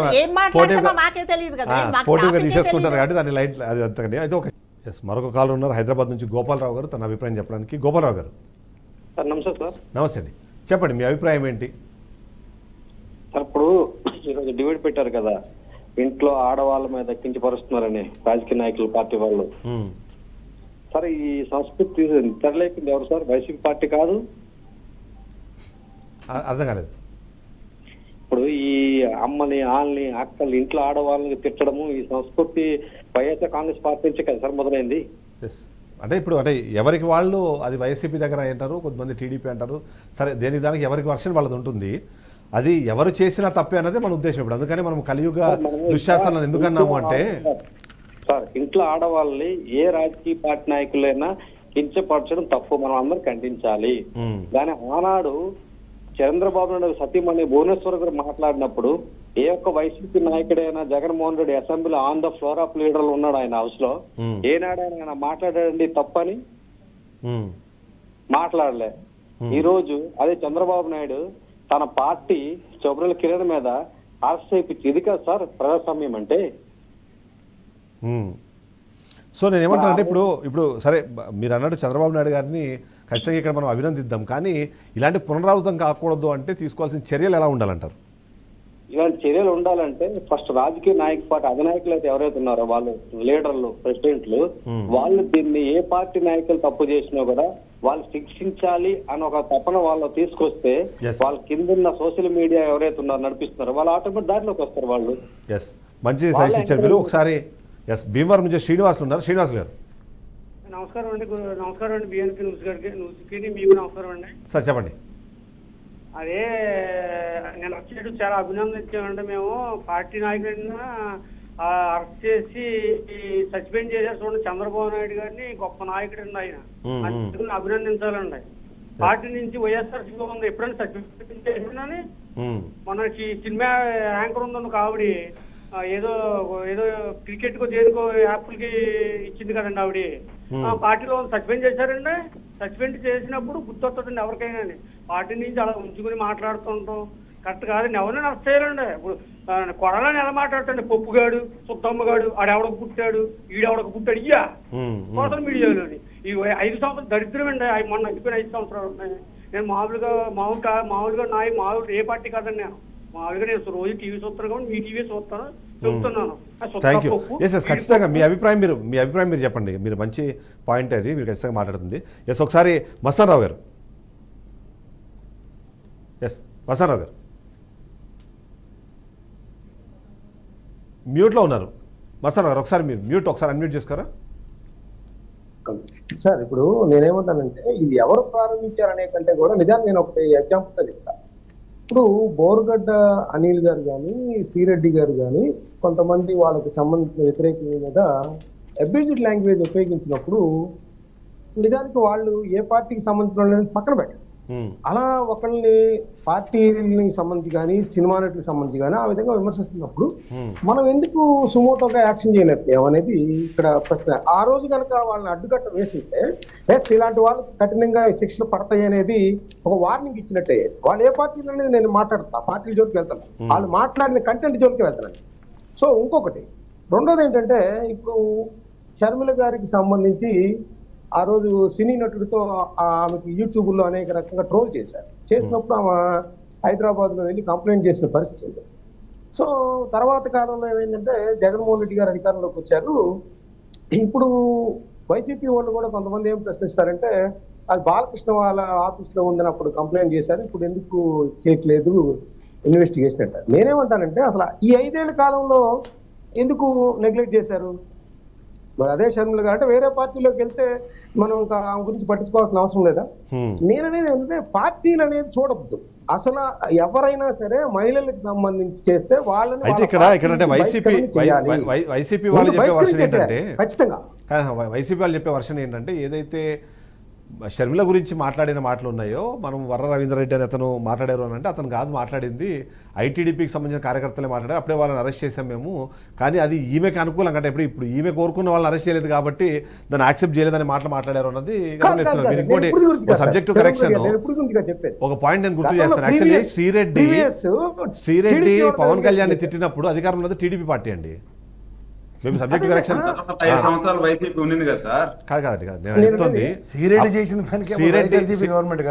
గవర్నమెంట్ కాదు మోర్ ఆమె చేసిన హైదరాబాద్లో. అంటే నేను ఎందుకు చెప్తున్నాను అంటే సరే ఎవరు తప్పు చేసినా తప్పనే మనం ఖండిద్దాము, కానీ ఆ ఖండించే క్రమంలో వాళ్ళు చేశారు కాబట్టి వీళ్ళు చేస్తే ఆ తప్పు ఒప్పైపోతుందని ఏదైతే మాట్లాడే ప్రయత్నం చేస్తున్నారో అది కరెక్ట్ కాదంటున్నాను అంతే. ఖచ్చితంగా నేను అనేది ఏంటంటే అసలు పార్టీలు ఆ విధంగా మాట్లాడే ఎవరైనా మహిళలను అబ్యూజ్ చేయగా నెక్స్ట్ సైడ్ బహిష్కరించడంతో పాటు వాళ్ళని 6 ఏళ్ల పాటు 6 ఏళ్ళలో 10 ఏళ్ళలో ఒక నియమిత కాలం పెడతాం, వాళ్ళు మా పార్టీలో ముందు కొనసాగడం కానీ మాట్లాడటం కానీ అధికార ప్రతినిధిగా కానీ ఎట్టి పరిస్థితుల్లో వాళ్ళని యాక్సెప్ట్ చేయమనే ఒక సెల్ఫ్ నియంత్రణ వాళ్ళే సెల్ఫ్ రిస్ట్రిక్షన్ చేసుకోవాలి. చేసుకోకపోతే లేకపోతే డ్రామాలు ఆడినట్టే ఉంటుంది. కాసేపు పోసాని కృష్ణమూర్తి గారు మాట్లాడితే ఆయన ఏదో అన్నారు కాబట్టి ఆయన అనుకోవచ్చు. ఆ తర్వాత కొంతమంది ఇప్పుడు బోరుగడ్డ అనిల్ గారు కానీ లేకపోతే వర్ర రవీంద్రరెడ్డి గారు కానీ ఇంకెవరైనా లేకపోతే ఇప్పుడు ఆర్పి కానీ లేదంటే శివరాజా గారి గురించి తెలుగుదేశం వాళ్ళు వైసీపీ వాళ్ళు కంప్లైంట్ చేస్తారు. నేననేది ఏంటంటే ఎవరిని చేసినా వాళ్ళకి ఎవరు వెళ్తున్నారు? వాళ్ళకి అనుకూలంగా కొంతమంది లాయర్లు ఆ పార్టీలకు సంబంధించి వెళ్తా ఉన్నాయి. అప్పుడు ఏ కలరు వాళ్ళ నిజ స్వరూపం బయటపడిపోతుంది. ఎవరికి అనుకూలమైన లీగల్ విభాగాలు ఆయా ప్రత్యర్థులు విమర్శించినప్పటికీ కూడా వాళ్ళ పార్టీ రంగు లేకపోయినప్పటికీ కూడా వాళ్ళకి న్యాయ సహాయం వెనకాల ఎవరు అందిస్తున్నారు తెలిసిపోతా ఉంది. అట్లాంటప్పుడు మరి వీళ్ళు ప్రజలకి ఆ ముసుగులు తొలగించేసారు కదా. మనం ఆ ముసుగుల్ని తొలగించేసేయాలి. ఏ పార్టీలైనా వాళ్ళు న్యాయ సహాయం అందిస్తుంది, ఇదిగో బ్యాక్గ్రౌండ్ వీళ్ళు ఉన్నారు, వీళ్ళు వెళ్తున్నారు అనే విషయాన్ని మనం ప్రజలు తేటతెల్లంగా అర్థం చేసుకుంటా ఉన్నారు ఇప్పుడు. అవును రజనీ గారు, ఇక్కడ ఒక కీలకమైన పాయింట్ ఖచ్చితంగా బహిష్కరించడంతో పాటు ఇప్పుడు మనకి రౌడీ షీటర్లు ఏ విధంగా అయితే బహిష్కరిస్తామో మహిళల పట్ల ఏ పార్టీ నాయకుడు పడుతున్నా వాళ్ళని సంఘ బహిష్కరణ చేసే విధంగా ఆ ఊరు నుంచి బహిష్కరించడమో ఆ జిల్లా నుంచి బహిష్కరించడమో అలాంటి చర్యలు చేపట్టే విధంగా ఒక పాలసీ తీసుకురావాలి. పార్టీలే దానికి పూనుకోవాలి. అప్పుడే దీనికి కొంతవరకు అడ్డుకట్టు పడుతుంది. లేదంటే వీళ్ళ నియోజకవర్గ స్థాయిలో సోషల్ మీడియాలో ఎవరైతే పనిచేస్తా ఉన్నారో వాళ్ళు ఖచ్చితంగా ఎలక్షన్ కమిషన్ దగ్గర నమోదు కావాలి. వాళ్ళు పెట్టే పోస్టులన్నిటికీ కూడా వాళ్ళు ఆ పార్టీ రెస్పాన్సిబిలిటీ వహించాలి. అంటే ఇప్పుడు ఇక్కడ సమస్య వస్తుంది అదే కదా. వైసీపీ అనుకూలంగా మార్చుకుంటోంది. మా కార్యకర్తలు కాదు వాళ్ళు, ఎవరో మాకు అంటే మమ్మల్ని అభిమానించే వాళ్ళు ఎవరో మాట్లాడితే దాన్ని మేమెందుకు ఓన్ చేసుకోవాలన్నదే కదా వాళ్ళు చెప్తున్నది. సో మీరు అన్నట్టుగా అఫీషియల్ స్పోక్స్ పర్సన్స్ కాకుండా మిగిలిన వాళ్ళు మాట్లాడిన దేన్ని వాళ్ళు యాక్సెప్ట్ చేయాలి. సరే మా పార్టీ ముసుగులో మాట్లాడుతూ ఉంటే వాళ్ళు మా పార్టీ వాళ్ళు కాదు, వాళ్ళు వెంటనే అరెస్ట్ చేయాలి. వాళ్ళు మా పార్టీ ముసుగులో మాట్లాడుతున్నారు, వాళ్ళని అరెస్ట్ చేయని వాళ్ళు డిమాండ్ చేయట్లేదు కదా. ఇప్పుడు మనం బోర్గడ్డ అనిల్ గారినే తీసుకున్నాం, ఓకే వాళ్ళు వైసీపీ కాదు, వాళ్ళని అరెస్ట్ చేయమని కానీ లేదా సుమోటో కానీ ఎందుకు యాక్షన్ తీయలేకపోయాము? ఇప్పుడు కిరాక్ ఆర్పి గారు మాట్లాడుతారన్నారు, వాళ్ళు ఎందుకు తెలుగుదేశం పార్టీ సుమోటోగా చేయలేకపోతుంది? బీజేపీ గారికి విడుదల రజనీ గారు కంప్లైంట్ చేశారు, అప్పుడు ఎందుకు యాక్షన్ తీసుకోలేకపోయింది? ఇవన్నీ ప్రజలు అడుగుతున్నారు. రజనీ గారు, ఇక్కడ ఒక పాయింట్ ఏంటంటే ఇలా మాట్లాడుతున్న వాళ్ళ మాటల్ని ఇవాళ ఒక హీరోయిజం లాగా ఫీల్ అయిపోయే అంటే ఆ ఒక ధోరణి ఇవాళ బాగా పెరిగిపోయింది. ఇక్కడ మీరు అన్నట్టు ఇప్పుడు సీమరాజాని ఇంకోలు ఏంటంటే ఆయన చాలా క్లియర్గా వైసీపీ కండువా వేసుకొని ఆయన వైసీపీ కార్యకర్త లాగానే ఆ పార్టీని విమర్శిస్తూ ఉంటారు. దాని గురించి మాట్లాడితే నేను అలానే మాట్లాడతాను అని చెప్పి ఒకటి చెప్పేది అతన్ని పాజిటివ్గా చూసి లేకపోతే అలాంటి వాళ్ళని తీసుకొని చాలామంది అలాంటి వీడియోలు చేసే ప్రయత్నం చేస్తారు. అంటే ఆ హీరోయిజం అన్నది వస్తుంది. ఇప్పుడు మీరు చెప్పినట్టు బోర్గడ్డ అనిల్ కుమార్ కూడా మీరు ఏంటంటే ఆయన కూర్చొని సీఎం లాగా మాట్లాడే ప్రయత్నాలు గతంలో చేయడం అవన్నీ చూసాం. సో దీని ఏమైనా హీరోయిజం అనే అలాంటి ఒక ఆలోచన విధానంలోకి వెళ్ళిపోతున్నారా? అదే దీని నష్టానికి పెద్ద కారణం ఏమని అనుకోవాలంటారా? అవును, అంటే నేను ఈ పార్టీకి పలానా అభిమానిని అని ఎవరైతే అనుకుంటున్నారో ఇప్పుడు ఈ కిరణ్ అనే అతను కూడా ఆ అండ చూసుకుని ఇంత పబ్లిక్గా ఇంత స్పెసిఫిక్గా మాట్లాడటం అనేది జరిగింది నా అభిప్రాయం. అయితే ఇప్పుడు ప్రతి అభిమాని కూడా అభిమానం ఉండొచ్చు, కానీ ఒక పార్టీ అండ చూసుకుని నేను ఈ పార్టీలో ఉన్నాను అనుకుంటూ ఈ రకంగా పేట్రేగి మాట్లాడుతూ ఉన్నప్పుడు ఇప్పుడు ఇందాక విశ్లేషకులు చెప్పారు, ఎందుకు ఖండించలేదు, ఎందుకు అప్పుడు ఆపలేదు, ఎందుకు అప్పుడు యాక్షన్ తీసుకోలేదు అని అడిగారు. అలా తీసుకోనప్పుడు ఖండించినప్పుడు వీళ్ళు హీరోగానే ఫీల్ అవుతారు. మాకు ఎప్పుడు అదుపు లేదు, మాకు ఫుల్ ఫ్రీడమ్ ఇచ్చారు అంటే వీళ్ళు ఊరుకున్నారు కాబట్టి మాకు ఫ్రీడమ్ ఇచ్చారు, మేము మాట్లాడగలుగుతున్నాం ఇట్లా పబ్లిక్ సోషల్ మీడియాలో కాబట్టి మేము హీరోలం కాబట్టి అలాగే ఫీల్ అవుతున్నారు వాళ్ళు. ఈ ఫీలింగ్ని తీసుకొచ్చింది ఎవరు మరి అర్థం చేసుకోవాలి. వీళ్ళని ఖండించాల్సిన అవసరం ఉంది, ఎంకరేజ్ చేయకూడదు. ఇలా ఎవరైతే ఎంకరేజ్ చేస్తారో చంద్రబాబు నాయుడు గారు చెప్పారు ఈరోజు ఒక స్టేట్మెంట్ ఇచ్చారు, అదే వాళ్ళకి ఆఖరి రోజు కావాలి. ఎవరినైతే ఆడవాళ్ళని అవమానకరంగా మాట్లాడతారో సోషల్ మీడియా అనే కాదు బయటైనా సరే అలా మాట్లాడకూడదు. అలా ఎవరైతే మాట్లాడతారో వాళ్ళకి అదే ఆఖరి రోజు కావాలి అని గట్టిగా చెప్పారు ఆయన. కాబట్టి ఇలా ఎవరైనా సరే హీరోగా ఫీల్ అవుతారా లేకపోతే మాకు ఒక పార్టీ అండగా ఉందని ఫీల్ అవుతారా అది వాళ్ళ ఇష్టం. కానీ చంద్రబాబు నాయుడు గారు ఇవాళ ఒక చీఫ్ మినిస్టర్గా ఆయన ఇచ్చినటువంటి స్టేట్మెంట్ చాలా బాగుంది, అది అమలు చేయాలని కూడా నేను చెప్తున్నాను. ఇంకొకటి ఏంటంటే ఏ పార్టీ అయినా సరే వాళ్ళ పార్టీ యొక్క బలాన్ని కానీ వాళ్ళ యొక్క పార్టీ మంచితనాన్ని కానీ వాళ్ళు చేసినటువంటి మంచి పనులు కానీ చెప్పుకోవడం కోసం కానీ ముందుకు తీసుకెళ్లడం కోసం కానీ ఏ పార్టీ కూడా ఏ పార్టీని కూడా వ్యక్తిగత విషయాలను తీసుకొచ్చి దూషించుకోవడం తిట్టుకోవడము మనం చూస్తున్న అసెంబ్లీలో చాలా యుద్ధాలే జరిగిపోతుంటాయి. ఇవన్నీ కూడా మంచి పద్ధతి కాదని నా అభిప్రాయం. వాళ్ళు ఒక సమన్వయంగా కూర్చొని వాదోపవాదాలు చేసుకోవచ్చు, కానీ పర్సనల్ మ్యాటర్స్ని తీసుకొచ్చి ఇట్లా అరుచుకోవడం తిట్టుకోవడం ఇంకా చాలా దూరాలు వెళ్తున్నాయి. అవన్నీ కూడా సభ్యతకి సంబంధించిన విషయాలు. వీళ్ళన్నీ అవి పాటిస్తే ప్రజలు కూడా అవి చూసి ఫాలో అవుతారు. ఒక నేత నేర్పాల్సింది ఏంటి, ఫాలోవర్స్ ఎట్లా ఫాలో అవ్వాలి, ఏం ఫాలో అవ్వాలి, వాళ్ళు మనకి ఒక సందేశాన్ని ఇవ్వాలి. వీళ్ళు ఇప్పుడు హీరోయిజం కాకుండా మనం ఎలా ఫాలో అయ్యి నెక్స్ట్ నేతలుగా లేకపోతే ఒక పార్టీ కార్యకర్తలుగా కానీ మనం ఒక పార్టీలో చేరాలంటే కానీ మనం ఎలా నడుచుకోవాలి అనేది వాళ్ళ నుంచి నేర్చుకోవాలి. అయితే ఇక్కడ ఇంకో పాయింట్ చెప్పాలి. మీరు ఇక్కడ ఫస్ట్ స్వీయ నియంత్రణ లేదు, అధినేతనో లేకపోతే పార్టీని వాళ్ళని నియంత్రించట్లేదు, ప్రజలు దాన్ని నియంత్రించే ప్రయత్నం చేయట్లేదు. దాని దగ్గరగా మన చట్టాల్లో ఉన్న లొసుగుల్ని ఉపయోగించుకొని వాళ్ళు దాన్ని భావ ప్రకటన స్వేచ్ఛ అంటారు, ఇంకో పేరు ఇంకొకటి చెప్తూ వస్తున్నారు. ఇవన్నీ ఈ నియంత్రణ లేకపోవడమే వీళ్ళ ఈ అతి అనే ఈ దీనికి కారణమని ఏమైనా విశ్లేషించాలంటారా?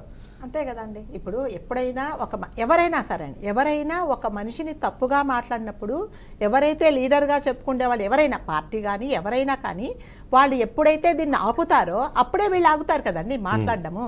ఇప్పుడు మీ గురించి నేను తప్పుగా మాట్లాడితే వెంటనే ఖండించకపోతే రెండోసారి నేను మాట్లాడతాను. అది ఎక్కడ ఆపాలి? First you have to stop. First మీరు ఇలా మాట్లాడకూడదు అనేది చెప్పాలి. సో కార్యకర్తలా లేకపోతే లీడర్సా అనేది కాదు, అసలు ప్రతి ఒక్కరు. ఇప్పుడు శ్రీరెడ్డి అని ఆవిడ కానీ ఇంకొకరు కానీ నిజంగా ఆవిడ వైసీపీనా ఇంకో XY పార్టీ అనేది ఎవరికి తెలియదు. సో వీళ్ళు కూడా ఈ వాలంటీర్స్ కార్యకర్తలను కూడా ఏ బేసిస్ మీద ఎన్నుకుంటున్నారు, అసలు వాళ్ళ క్యారెక్టర్ ఏంటి, వాళ్ళ ఫ్యామిలీ బ్యాక్గ్రౌండ్ ఏంటి, వాళ్ళ క్వాలిఫికేషన్స్ ఏంటి, మన పార్టీలో వీళ్ళని కార్యకర్తగా తీసుకుంటే మన పార్టీకి మంచి పేరు వస్తుందా చెడు పేరు వస్తుందా అని ఏం చూడట్లేదు. అసలు కొంతమంది వాళ్ళకి వాళ్ళే చెప్పుకుంటాను నేను పలాని కార్యకర్తనని. అసలు ఆ పార్టీని నడిపించే వాళ్ళ లీడర్స్ కూడా తెలియదు పలానోడు నా పార్టీలో పనిచేస్తున్నాడని. నిజంగా తెలియదు. ఎంటర్ అయిపోతున్నారు. ఇప్పుడు ఆ శ్రీరెడ్డి అనే ఆవిడ కొన్ని సంవత్సరాలు ఒక XY పార్టీ ఎవరైనా మన పేరు XY పార్టీని అసలు అనరాని మాటలు అనింది, సరేనా? ఇప్పుడు తర్వాత ఏమైతుంది, మళ్ళీ ఆమె ఏం చేసింది, మళ్ళీ ఇప్పుడు ఏ పార్టీ వైపు మాట్లాడిందో ఆ పార్టీ వాళ్ళనే తిప్పుతుంది. అంటే ఎక్కడున్నాయండి ఎథిక్స్, ఎక్కడున్నాయి? సో వీళ్ళకి ఏంటంటే అదేంటంటే అట్రాక్షన్ ఉండాలి, సెంటర్ ఆఫ్ అట్రాక్షన్. మీరు అన్న పాయింట్కి నేను యాడ్ చేస్తూ, ఎవరైతే గతంలో వైసీపీ అధికారంలో ఉన్నప్పుడు ఆ పార్టీలను బాగా విమర్శించిన వాళ్ళు అధికారం వెళ్ళిపోగానే అందరూ వచ్చి క్షమాపణలు చెప్పేసి మేము దూరం జరిగిపోతాం, మీకు రాజకీయాలు మేము ఉండట్లేదు కాబట్టి మమ్మల్ని వదిలేసేయండి అనే మాట మాట్లాడారు. సో ఆ హీరోయిజం ఏమైంది, ఇప్పుడు జరుగుతున్నది ఏంటి, అది లేదంటే వాళ్ళ అంటే వాళ్ళ మానసిక స్థితి ఏంటి, అది మానసిక స్థితికి దానికి సంబంధమే లేదు. ఇప్పుడు నేను హైలైట్ అవ్వాలి అంతే కదండి. ఇప్పుడు నేను చెప్పింది ఏదైనా ఇక్కడ నడుస్తుంది అన్నప్పుడు నా ఇష్టం వచ్చినట్టు మాట్లాడతాను. వెనక ఆగు అనే వాళ్ళు ఎవరైనా ఉంటే ఆగుతాను. మీరు ఎవరు ఆపట్లేదు, నా ఇష్టం వచ్చినట్టు మాట్లాడుతున్నాను. సో కార్యకర్తలను కూడా ఏ బేసిస్ మీద ఎవరు సెలెక్ట్ చేసుకుంటున్నారు అనేది తెలియట్లేదు. ప్రతి ఒక్కడు ఒక జెండా పట్టుకొని తలకు ఒక గుడ్డ చుట్టుకుంటే వాడు అదే కార్యకర్త, అదే పార్టీ.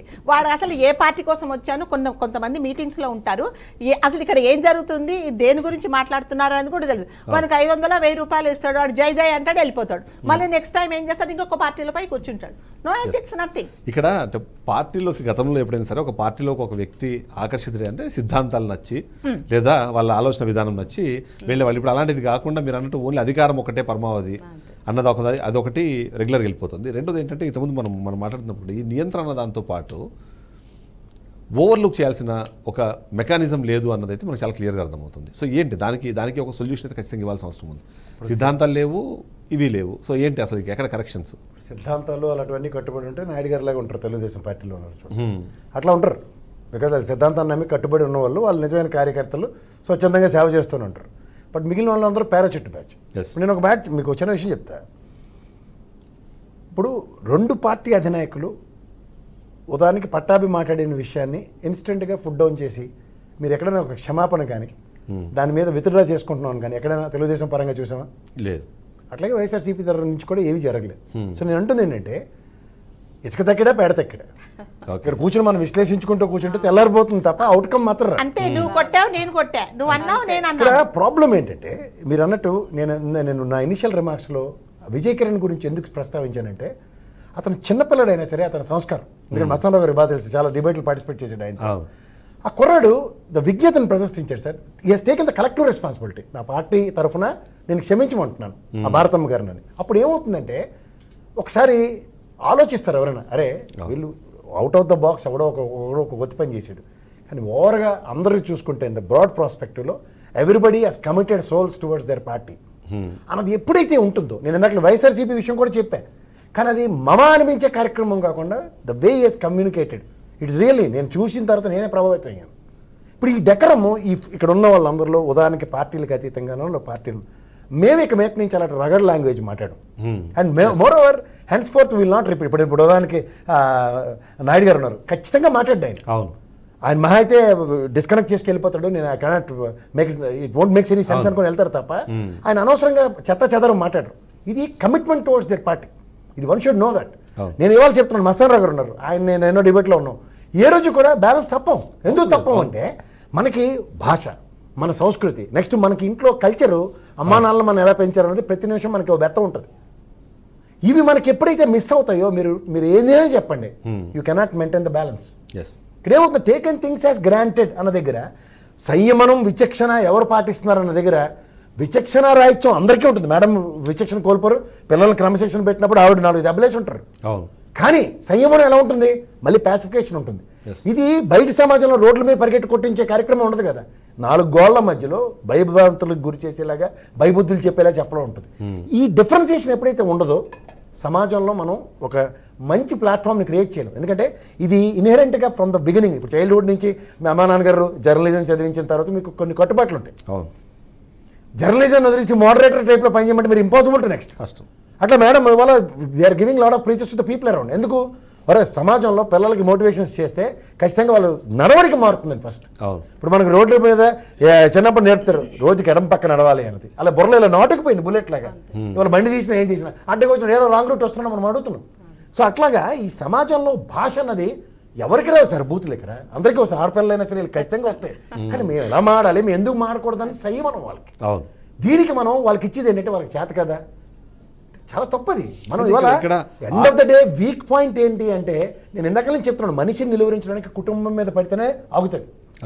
ఎందుకంటే వాడికి ఒక అచేతన స్థితి వస్తుంది, ఏంటిది అవుట్ ఆఫ్ ద బాక్స్, నాకు ఇంట్లో మా అమ్మ వాళ్ళని మా పిల్లల్ని మాట్లాడుతున్నాడని.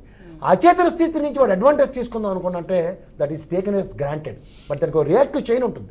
ఆ రియాక్టివ్ చైన్ ఎప్పుడైతే నువ్వు డెవలప్ చేయవో ఎప్పటికీ నువ్వు పాసిఫికేషన్ ఉంటుంది. అదే అంటే ఇంకోటి కూడా, ఇప్పుడు వాదన గెలవలేనప్పుడే బూతులు వస్తాయి అన్నది కూడా ఒక మాట వినిపిస్తుంది. సో వీళ్ళందరూ కూడా వాదనని గెలిపించలేని స్థితిలోనో లేకపోతే అలాంటి ఆ సిచ్యువేషన్లోకి వెళ్ళడం వల్లనే ఇలాంటి మాటలు వస్తున్నాయి అనేది ఒక డిస్కషన్ జరుగుతుంది.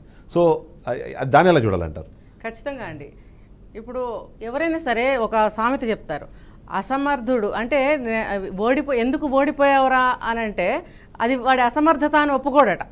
ఒప్పుకోకుండా ఆ సందర్భానికి అడ్డగోలుగా ఇష్టం వచ్చినట్టుగా మాట్లాడటం, అందులో భాగంగానే బూతులు మాట్లాడటము, లేకపోతే క్రమశిక్షణని అతిక్రమించి మాట్లాడటము, లేకపోతే పాయింట్ని పక్కదోవ పట్టించి మాట్లాడటం అనేది చేస్తుంటారు. ఎస్. సో అయితే మనకిద్దరు కాలర్స్ ఉన్నారు, ఒకసారి కాలర్స్ని తీసుకునే ప్రయత్నం చేద్దాము. కృష్ణబాబు గారు ఉన్నారు విజయవాడ నుంచి. కృష్ణబాబు గారు నమస్తే సార్. నమస్తే, చెప్పండి సార్. మీరు ఎన్ని డిబేట్లు పెట్టినా ఏం పెట్టినా సార్, ఆడవాళ్ళకి ఆడవాళ్ళే శత్రువులని ఇందాక మన బీఆర్కే న్యూస్ లో కొడాలి నానికి దండేసి బొట్లు పెడుతున్నారు, చూసారా సార్? చూసారా సార్? ఆడవాళ్ళనే అంత నీచంగా మాట్లాడిన వాళ్ళకి ఎలక్షన్స్ టైంలో మళ్ళీ ఇళ్ళమ్మటి వెళ్తుంటే వాళ్ళకి హారతులు ఇచ్చి దండలేసి పెడుతుంది ఎవరు సార్? మహిళలే కదా సార్. అంటే వాళ్ళకి అభిమానం లేదు అనేది, అదే నేను ఫస్ట్ నుంచి చెప్తున్నా. అలా మాట్లాడిన దాన్ని ఎంజాయ్ చేస్తున్న వాళ్ళు, అలా మాట్లాడితే బాగుంటుందని కోరుకుంటున్న వాళ్ళు, అదే అన్న వాళ్ళ మానసిక స్థితి అన్నది ఇంకా అలానే కంటిన్యూ అవుతున్నారు వాళ్ళు. ఇంకా అదే సార్ నేను అంటుంది, ఇళ్ళమ్మటి వచ్చినప్పుడు హారతలు ఇచ్చి బొట్లు పెట్టి దండం పెట్టి అన్ని చేస్తున్నారు. ఇప్పుడు అమ్మ ఉంది, మనం బయట ఏదో కోతి పని చేసేస్తే మనకి అన్నం పెట్టకుండా మానేస్తుందా సార్? మీరు కంపారిజన్ తప్పు సార్. అది కాదండి, ఆయనకు దండలు ఎందుకు వేశారో, బొట్టు ఎందుకు పెట్టారో, ఏ సందర్భంలో ఆయన అంటే సరే అంటే ఆయన చెప్పిన పాయింట్ అంటే అలాంటి జరిగినప్పుడు కనీసం అక్కడ వ్యతిరేకించాలని, కానీ ఓటింగ్ లో చూపించేశారుగా, ఇంట్లో కూర్చోబెట్టేశారుగా. మేబీ పార్టీకి సంబంధించిన వాళ్ళు అయిండొచ్చు, బట్ సామాన్యులు కానివ్వండి లేకపోతే ఎవరైతే ప్రజలు ఉన్నారో వాళ్ళందరూ శిక్ష వేశారు. అది ఆల్రెడీ ఆయన కూడా అర్థమవుతుంది అనుకుంటున్నాను నేను. ఎస్ కృష్ణబాబు గారు, ఏం చేయాలంటారు ఇలాంటి వాళ్ళని?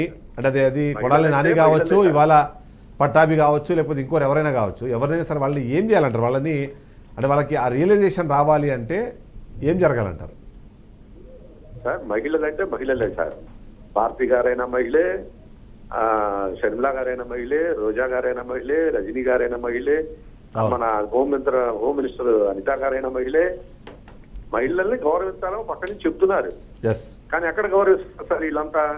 వీళ్ళు ఎప్పుడైతే ఇలా మాట్లాడిన వాళ్ళందరినీ అసలు రాజకీయాల నుంచి తీసేయాలి సార్. వీళ్ళు టికెట్లు ఇవ్వటం కానీ, వీళ్ళ ఫ్యామిలీ తరఫున కానీ, లేకపోతే వీళ్ళ బంధువుల తరఫున కానీ ఎవరిని నాట్ అలౌట్ చేయాలి సార్, రాజకీయాల్లోకి రానివ్వరు.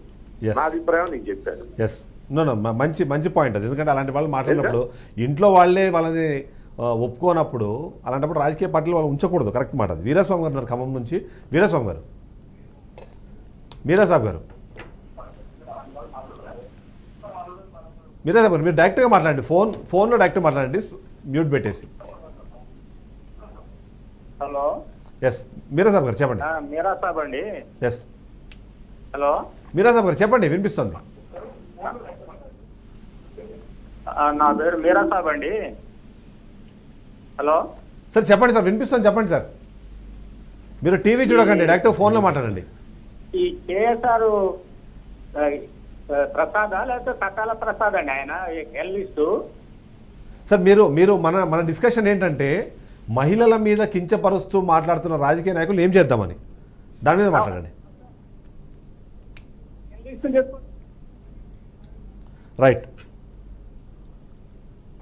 రైట్ సురేందర్ నాయుడు గారు, సో ఇవాళ ఈ మొత్తం పరిణామంలో ఖచ్చితంగా చంద్రబాబు నాయుడు తీసుకున్న చర్యలు కానివ్వండి, లేకపోతే ఆయన వ్యవహరించిన తీరు ఖచ్చితంగా ప్రతి ఒక్కరూ అభినందిస్తున్నారు. కానీ ఒక్క కిరణ్తో ఇది ఆగిపోతే సరిపోదు, అలాంటి లిస్టు చాలా పెద్దదే ఉంది. గతంలో విడుదల రాజుల మీదనో ఇంకోరి మీదనో అలాంటి వ్యాఖ్యలు చేసిన వాళ్ళ మీద కేసులు చాలా పెండింగ్ ఉన్నాయి. వాటన్నిటి మీద కూడా దృష్టి సారిస్తే బాగుంటుంది అనేది వైసీపీ మాట్లాడుతుంది. ఏమంటారు దాన్ని? సార్ నేనేమంటా అంటే, నేను వైసీపీ మాట్లాడకపోయినా నేను వైసీపీని గురించి నేను పట్టించుకోను, ప్రజల గురించి నేను పట్టించుకుంటా. ప్రజల్లో వస్తున్నటువంటి మనోభావాల గురించి నేను పట్టించుకుంటా. ప్రజలు మాకు అదే ప్రజలు కదా మాకు 164 సీట్లు ఇచ్చారు. కాబట్టి ప్రజల ఆకాంక్షను బట్టి ప్రజలు ఏమైతే ఆకాంక్షిస్తున్నారో, ఈరోజు చంద్రబాబు గారు తీసుకున్నటువంటి నిర్ణయాన్ని ప్రజలందరూ కూడా హర్షిస్తున్నారు. హర్షిస్తూ ఇంకొక అడుగు ముందుకేసి ఎవరైనా సరే మహిళల్ని ఈ విధంగా మాట్లాడితే ఆ మాట్లాడిన అతనికి రెండో రోజు అనేది ఉండకుండా చేయాల్సినటువంటి అవసరం అయితే ఖచ్చితంగా ఉంది. ఎవరైనా సరే సార్, ఈవెన్ నేను మాట్లాడినా కూడా రెండో రోజు లేకుండా చేయాల్సినటువంటి పరిస్థితి అయితే తీసుకోవాల్సినటువంటి సందర్భం. ఎందుకంటే ఇప్పుడు నేను మళ్ళీ కూడా ముందుకు పోదలుచుకోరా, గత 5 సంవత్సరాలు ఏం జరిగింది, దానికి ముందు ఏం జరిగింది, ఇవన్నీ నేను పోదలుచుకోరా. ఈ రోజు ఒక మంచి స్టెప్ అయితే తెలుగుదేశం పార్టీ చంద్రబాబు గారు ఒక మంచి స్టెప్ వేశారు. ఈ స్టెప్ ను ఇంకా ముందుకు తీసుకెళ్లాలా, ఇంకా ముందుకు తీసుకెళ్తూ ఎవరైనా సరే నోరు అదుపులో పెట్టుకొని మాట్లాడాలి. ఇందాక మన ప్యానల్లో ఉన్నటువంటి మా సోదరి చెప్తూ, ఏదైనా కూడా మన దగ్గర సబ్జెక్ట్ ఉంటే ఆ సబ్జెక్ట్ కన్సర్న్ అయి మాట్లాడతాం. సబ్జెక్టు ఎదుటి మనిషి మాట్లాడేటువంటి సబ్జెక్టు మనం డిబేట్ చేసుకోలేనప్పుడు మనం ఏం చేస్తామంటే, కొంతమంది అంటే తప్పే కదా, అది కామన్ థింగ్ లేదు, డిబేట్ చేసేసి సంబంధం లేని విషయాలు తీసుకొచ్చేసి దానికి ఇష్టానుసారం మాట్లాడేస్తా ఉంటారు. అవును, మీరు ఎక్కడైనా గమనించండి, సబ్జెక్టు ఉన్నవారు, ఎథిక్స్ ఉన్నవారు, ఇంట్లో తల్లి తండ్రి సంస్కారవంతంగా పెంచిన వారు ఎవరు కూడా అడ్డదిడ్డంగా మాట్లాడరు. ఒకవేళ ఎదుటి మనిషి ప్యానల్లో ఉన్న మనిషి అడ్డదిడ్డంగా మాట్లాడినా నేను ఆ భాష మాట్లాడలేను, నా వల్ల కాదు అని చెప్పి కట్టేసుకొని బయటన్నా వెళ్తాడు, లేదంటే మౌనంగా ఉంటాడు. ఆ ఇది ఆంధ్రప్రదేశ్ లో రావాలి సార్. ఆ విధి ఆంధ్రప్రదేశ్ లో రావడానికి చంద్రబాబు గారు ఇంకా ఒక అడుగు ముందుకేసి ఎవరైనా సరే, ఏ పార్టీ వాళ్ళైనా సరే, ఇర్రెస్పెక్ట్ ఆఫ్ పార్టీస్, ఇర్రెస్పెక్ట్ ఆఫ్ రీజియన్, ఏ మహిళను మాట్లాడినా, ఇప్పుడు భారతమ్మ కూడా నాకు సోదరి సార్, నేను గర్వంగా చెప్పుకుంటా, భారతమ్మ కూడా నాకు సోదరి. నేను ఎన్నికల వరకు మాత్రమే పార్టీలు చూస్తా, ఎన్నిక అయిపోయిన తర్వాత నేను తిరుపతిలో ఉంటున్నా, మీరు ఎక్కడైనా చూడండి, ఎన్నికలు అయిపోయిన తర్వాత నా దగ్గరికి పని చేసుకునేదానికి అన్ని పార్టీల వాళ్ళు వస్తారు, అన్నా అని అడుగుతారు. నేను ప్రేమగానే మాట్లాడతా వాళ్ళతో, అంతే కదా. ఎందుకంటే ఒక్కసారి ఓట్లు వేసిన తర్వాత అందరూ ప్రజలే, అంతకుముందు కార్యకర్తలు ఉంటారు. అయితే మీరు ఒక పాయింట్ చెప్పండి, ఇప్పుడు మీరు అన్నట్టు ఇప్పుడు వాళ్ళని పార్టీ నుంచి బహిష్కరించడం కాదు, ఇలాంటి వాళ్ళని సామాజిక బహిష్కరణ చేయాల్సినంత అవసరం కూడా కనిపిస్తుంది. కొంతమంది మరీ దిగజారి మాట్లాడుతున్న వాళ్ళని సామాజిక బహిష్కరణ కూడా చేస్తే బాగుంటుంది అన్నది ఒక మాట వినిపిస్తుంది. దాని మీద మీ అభిప్రాయం ఏంటి? అదే సార్, ఇప్పుడు సామాజిక బహిష్కరణతో పాటు ఏ రాజకీయ పార్టీ కూడా వీళ్ళని ఎంటర్టైన్ చేయకూడదు. ఏ రాజకీయ పార్టీలో ఇతరులకి సభ్యత్వాలు ఇవ్వకూడదు. సభ్యత్వంతో పాటు వీళ్ళకి రాజకీయ భవిష్యత్తు కూడా లేకుండా చేయాలి. అంటే ఎక్కడైనా కూడా రోడ్డు మీదకి వెళ్తే వీడా నీచుడు, నిర్ణయం ఒక మహిళను మాట్లాడారు, నా చెల్లిని మాట్లాడాను, నా తల్లిని మాట్లాడాడు, నా బిడ్డను మాట్లాడాడు అని మనం అందరూ కూడా అనుకుంటే ఇది మనం అనుకునే నిర్ణయం ఫలిస్తుంది. Yes. లేదు Conclude చేయండి, లాస్ట్ పాయింట్ కన్క్లూడ్ చేయండి. నాకెందుకులే అనుకుంటే, ఎవరి తల్లినో ఎవరి చెల్లినో మాట్లాడినా నాకెందుకు అనుకుంటే, రేపు నా తల్లిని మాట్లాడతాడు, నా చెల్లిని మాట్లాడతాడు. కాబట్టి మనం అందరూ కూడా దీన్ని ఎవరైతే సంస్కారవంతులుగా ఉంటారో, ఈ సమాజంలో మంచి కావాలి, ఇలాంటి చెడు పోకలు ఉండకూడదు, ఏ మహిళ అయినా కూడా నాకు తల్లి లాంటిది, చెల్లి లాంటిది, బిడ్డ లాంటిది అని భావిస్తారో వాళ్ళు దీన్ని ఎంకరేజ్ చేయాలా. చంద్రబాబు గారు తీసుకున్నటువంటి నిర్ణయం ఇంకా ముందుకు తీసుకెళ్లేదానికి మనం అందరూ కూడా సహాయ సహకారాలు అందించాలని నేను మనం చేస్తున్నాను. మస్తారావు గారు కన్క్లూడ్ చేయండి. మొత్తానికి అంటే ఇప్పుడు దీన్ని నియంత్రించడానికి ఆప్షన్స్ మనం చూసినప్పుడు, సరే పార్టీల అధినేతలు వాళ్ళు నియంత్రించాలి, అది కానప్పుడు ప్రభుత్వాలైనా సరే ఇలాంటి వాళ్ళకి సంబంధించిన ఐడీస్ కానివ్వండి, లేకపోతే వాళ్ళకి సంబంధించిన హ్యాండిల్స్ కానివ్వండి, వాటిని పర్మనెంట్గా డిసేబుల్ చేసేలాగా, లేకపోతే ఆ పేరుతో ఇంకో కొత్త హ్యాండిల్ ఓపెన్ అవ్వకుండా ఉండేందుకు అవసరమైన ఒక నియంత్రణ తీసుకొచ్చాల్సిన అవసరం ఏమైనా కనిపిస్తుందా? ఆ వైపుకి ఏమైనా ప్రభుత్వాలు ఆలోచించాల్సిన అవసరం ఉందంటారా? అంటే ఖచ్చితంగా అంటే సైబర్ పరంగా అంటే మనకి సిస్టమ్స్ కానీ సాఫ్ట్వేర్ పరంగా ఏంటంటే ఏ వ్యక్తి అయితే ఈ విధంగా అభివృద్ధికి పాల్పడ్డారో ఆ వ్యక్తి ఫేస్ కనుక మళ్ళీ వస్తే ఏ యూట్యూబ్లో కానీ ఎక్కడా కానీ అది మళ్ళీ కనపడిన విధంగా బ్లాక్ చేసే విధంగా, అంటే ఇప్పుడు మన కొత్త టెక్నాలజీ వస్తుంది కాబట్టి ఏఐ కావచ్చు, ఇంకా రకరకాలు వస్తా ఉన్నాయి కాబట్టి అతను మళ్ళీ ఆ విధమైన యాక్చువల్లీ యూట్యూబ్ దగ్గర ఆల్రెడీ ఉంది, ఆ టెక్నాలజీ యూట్యూబ్ దగ్గర ఉంది. ఎందుకంటే వాళ్ళు ప్రతి దాంట్లోనూ కొన్ని లక్షల ఫుట్ ప్రింట్స్ని చెక్ చేసి దాని ప్రకారమే కాపీరైట్ స్ట్రైక్స్ వేస్తుంటారు. కాబట్టి నిజంగా ఒక ఫేస్ అనిపించిందంటే దాన్ని ఇమీడియట్లీ ఐడెంటిఫై చేసేంత అవకాశం కానివ్వండి, అంత టెక్నాలజీ ఆల్రెడీ యూట్యూబ్ దగ్గర ఉంది. ఖచ్చితంగా అండి. అదే విధంగా ఇప్పుడు మనకి ఛానల్స్ ఏవైతే ఉన్నాయో వాళ్ళని కూడా ఇన్వైట్ చేయకూడదు. ఎవరైతే ఆ విధంగా అబ్యూజ్డ్ గా మాట్లాడుతున్నారో అది మనకు సెల్ఫ్ రిస్ట్రిక్షన్ అనమాట. ఏంటంటే ఛానల్స్ కావచ్చు, అంటే యూట్యూబ్ ఛానల్ చేస్తుంది, లేదంటే సోషల్ మీడియాలో రీల్స్ కానీ షార్ట్స్ కానీ వాళ్ళు చేస్తారు.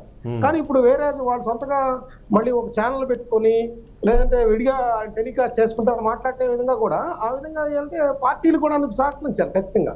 ఏంటంటే అది ఒకటి యూట్యూబ్ లేకపోతే షార్ట్స్ సోషల్ మీడియాకి సంబంధించి ఓకే, అట్లాంటి మీరు తేవచ్చు. ఏ కానీ టెక్నాలజీ వస్తుంది కాబట్టి అతని ఫేస్ ఐడెంటిఫై చేస్తుంది, అది తీసేయచ్చు.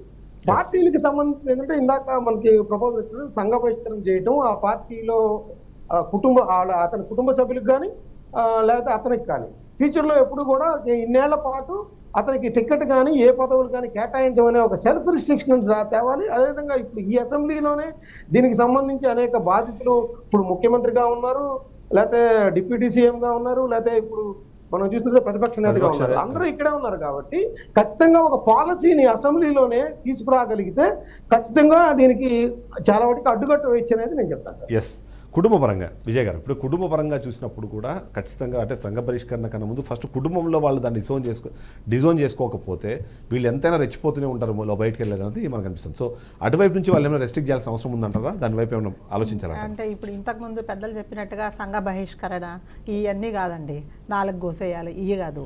ఏంటంటే ఇప్పుడు నేను బయటకు వచ్చి ఎవరైనా సరే ఆడవాళ్ళని కాదు మగవాళ్ళని ఎవరి గురించి కూడా నువ్వు పర్సనల్గా తిట్టేసి వాళ్ళని అవమానకరంగా మాట్లాడి నువ్వు ఇంటికైతే వెళ్తావు కదా, ఇంటికి వెళ్ళినప్పుడు అసలు ఇంట్లో వాళ్ళు ఎంటర్టైన్ చేయకూడదు ఎవరైనా సరే XYZ కదా. ఫస్ట్ నువ్వు ఇంటికి వెళ్ళగానే బెల్ కొట్టగానే మీ ఆవిడో మీ కూతురో లేకపోతే మీ అమ్మో కదా తలుపు తెరుస్తుంది.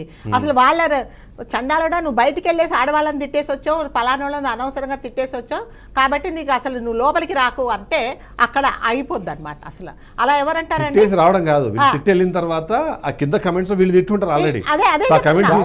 సాధ్యమయ్యే పని కాదు మేడం. ప్రాక్టికల్ గా అది ఎందుకంటే ఇంట్లో డామినేషన్ గా ఉండేదే వాళ్ళు సమర్థులు ఇట్లాంటి మీరు అలా అన్నారనుకోండి మోటివేషన్ రేపటి నుంచి స్టార్ట్ చేస్తారు. విజయ గారు రజనీ గారు రేపటి నుంచి మోటివేషన్ స్టార్ట్ చేస్తారు. ఏదైనా ఇంటి నుంచే స్టార్ట్ అవ్వాలండి, ఇంట్లో వ్యతిరేకత అనేది ఉండాలి. ఇప్పుడు మీరు కాఫీ అడిగితే విసిరి కొట్టింది అనుకోండి, ఎందుకు విసిరి కొట్టావంటే మరి నేను అదే విసిరేసి మాట్లాడావు కదా అని అంటే అయిపోయింది అక్కడ. కనీసం అట్లానన్నా చేంజ్ అవుతారు కదా. బాగుంది, నేను ఏంటంటే ప్రాక్టికాలిటీ చెప్తున్నా అంతే. మరి సంఘ బహిష్కరణ ప్రాక్టికల్ ప్రాబ్లమా? ప్రాక్టికల్ అవుతుందా? కాదండి, సంఘ బహిష్కరణ ఎప్పుడో పురాతన కాలంలో రాజులు సంఘ బహిష్కరణ చేసేవాళ్ళు. ఇప్పుడు అవుతుందా సంఘ బహిష్కరణ? కాదు, అది కాదు. దానికంటే బెటర్ ఏంటంటే ఇంట్లో వాళ్ళు అట్లీస్ట్ అతన్ని ఇగ్నోర్ చేసేసి వాడిని పట్టించుకోకుండా కాఫీ విసిరేస్తే లేకపోతే కంచాలు విసిరేస్తే అప్పుడైనా ఓహో నేను ఇది మాట్లాడాను కదా అని కొంచెం రియలైజ్ అవుతాడు. సంఘ బహిష్కరణలు 4 కోసేయడాలు కావండి. ఎస్, ఘోరమైన విషయం ఏంటంటే మనము మహిళల్ని దేవతలుగా భావించాలి, దేవుళ్ళుగా వాళ్ళని పూజించాలని చెప్పి ఒకవైపు నేర్పిస్తున్నాము. కానీ ఏ తిట్టు తిట్టాలన్నా ఖచ్చితంగా వాళ్ళ మదర్ని తిడితే తప్ప తిట్లు తిట్టుకోలేని పరిస్థితికి మన భాష కలపకుండా. అవును, అదే పార్లమెంట్ కూడా జరుపుకున్నాం, మహిళా అంతర్జాతీయ పార్లమెంట్ కూడా ఆంధ్రప్రదేశ్ లో జరుపుకున్నాం. ఎస్, మనం చూడొచ్చు. అసలు ఈ బూతుల మీద కూడా చెప్పచ్చో లేదో నాకు తెలియదు. ఈ బూతుల మీద కూడా ఒక చట్టం తీసుకురావాలండి. ప్రతి ఇంట్లో ఆడది చాలా బలైపోతుంది బూతులతోటి. నాకు తెలుసు చాలా మంది నాకు ఫోన్ కాల్స్ కూడా చేస్తుంటారు, పాప ఏడుస్తున్నారు. ఏం చేయాలి చెప్పండి అని అడుగుతున్నారు. ఒకటి చెప్తాను, ఇప్పుడు కిరణ్ అనే వ్యక్తి మీద యాక్షన్ తీసుకున్నా కూడా ఏమని కింద పెడుతున్నారు తెలుసా? వాళ్ళ తల్లి గురించి కామెంట్ చేస్తున్నారు, వాడి గురించి కామెంట్ చేయకుండా. అదే సార్, ఎక్కడికి వెళ్ళిపోతున్నారో తల్లులు. అలా కాదండి, ఇప్పుడు నువ్వు కొట్టావు, నేను కొట్టాను, నువ్వు స్పూన్ విసిరేసావు, నన్ను గరిటె విసిరేసా, నువ్వు కర్ర విసిరేసావు, నన్ను అదే పెద్ద దుమ్మ అదే మొద్దు విసిరేసా, ఇలాగే ఉంటుంది తప్ప. మన భాషతో కూడా, మన భాషలో కూడా బూతులు తిట్టాలి అంటే తల్లిని అన్నయించకుండా తిట్టే బూతులు కూడా మనకు లేవు. అదో పెద్ద సమస్య. కానీ ఆయన తిట్టడం మానట్లేదు, ఎందుకంటే తల్లిని కూడా గ్రహించట్లేదు. అదే కదా, అదే పెద్ద సమస్య అయిపోతుంది. సో ఇప్పుడు అంటే చట్టపరంగా కూడా ఇప్పుడు మనం మాట్లాడుతున్న నేపథ్యంలో చట్టపరంగా సరే ఈయనని అరెస్ట్ చేశారు, అరెస్ట్ చేసిన తర్వాత ఏమవుతుంది, ఒక 10 రోజుల్లో ఆయనకి బెయిల్ వచ్చేస్తుంది, అదే పెద్ద అఫెన్స్ కాదు అనే విధంగానే ఉంది. అలా కాకుండా ఇప్పుడు ఏదైతే SC/ST లాంటివో ఇలాంటి కొన్ని స్పెషల్ కేసెస్ లాగా వీటి కోసం ఒక సపరేట్ సెక్షన్ అన్నది తయారు చేయకపోతే ఇది కంటిన్యూ అవుతుంది అన్నది కూడా చాలా మంది ఒక ఒపీనియన్ ఉంది. ఏంటి అది అంత ఆ స్థాయికి వెళ్ళే అవకాశం ఉందంటారా? అసెంబ్లీలో ఒక బిల్లు తీసుకురావాలని కూడా ఆల్రెడీ ఇప్పటికే ఒక డిస్కషన్ జరుగుతుంది. అలాంటి అసెంబ్లీలో బిల్లులు రావు, ఏం రావు సార్. ఇది సెల్ఫ్ డిసిప్లిన్. నేను మాట్లాడకూడదు, వాడి గురించి నేను మాట్లాడకూడదు. అతని పని నచ్చకపోతే, చిదంబరం గారి పని నచ్చకపోతే సరిగ్గా ప్రజెంటేషన్ చేయలేదని చెప్తాను, అంతేగాని చిదంబరం గారు కోటు బాగాలేదు, ముక్కు బాగాలేదు, మొహం బాగలేదు అనడానికి నాకు అర్హత లేదు. అది మానాలి. అది ఎప్పుడు వస్తుంది? సెల్ఫ్ డిసిప్లిన్ వస్తుంది.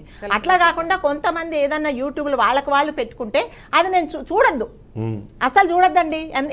ఎన్ని యూట్యూబ్లలో ఎన్ని చేస్తాడు చెప్పండి, అతను చూడొద్దు. అది ఇదంతా ఏంటి? నేను చూడకూడదు, నేను చేయకూడదు, నేను ఎంటర్టైన్ చేయకూడదు అన్నప్పుడే. అది ఎప్పుడైతే వాడి వ్యూస్ రాలేదో వాడు మానేస్తాడు, వాడి స్ట్రాటజీ మార్చుకుంటాడు.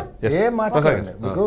ఒకటి స్వీయ నియంత్రణ మేడం చెప్పిందంతా నేను ఏకీపిస్తాను. రెండోది ఏంటంటే అదేదో చూడండి 4 క్వశ్చన్ అవన్నీ కలర్లు చెప్తాడు కానీ పాశ్చాత్య దేశాల్లో గల్ఫ్ దేశాల్లోనే ఉంటాయి, మన దేశంలో అలాంటి చట్టాలు లేవు. తర్వాత ఇంకోటి ఏంటంటే వాక్ స్వతంత్రాన్ని ఒకసారి మళ్ళీ దాన్ని పునఃసమీక్షించాలి, భావ ప్రకటన స్వేచ్ఛని. ఈ రెండు కాన్స్టిట్యూషనల్ పరంగా మనకు హక్కు లేదనుకోండి, అప్పుడు దాని మీద మనం అరే అవునరా హక్కు లేనప్పుడు మనం ప్రవర్తించే విధానాలు వేరేగా ఉంటాయి. కానీ అది హక్కుగా ఉన్నప్పుడు నా ఎక్స్ప్రెషన్ నాదంటాడు. ఇప్పుడు నా ఫేషియల్ ఎక్స్ప్రెషన్స్లో నేను చాలా అగ్రెసివ్ నోట్లో ఉంటానంటాడు, ఆ అగ్రెషన్లో నాకు అబ్యూజివ్ లాంగ్వేజ్ వస్తుంది అంటాడు. When courts itself are taking considerations. అర్థమవుతుంది? ఇప్పుడు అంటే వీళ్ళిద్దరూ ఉన్నారు, క్షమించమని అడుగుతాడు చెప్తా. ఇప్పుడు నేను భారతమ్మ గారి విషయం మాట్లాడింది మనం నిజంగా కోర్ట్ ఆఫ్ లాలోకి వెళ్ళినప్పుడు మీరే కదా సార్ అక్రమ సంబంధాలకు చట్టం చేశారని కోర్టుని అడిగితే సరని మనం అంటే పరిధి దాటి నేను మాట్లాడుతున్నాను, క్షమించమని అడుగుతూ చెప్తున్నాను.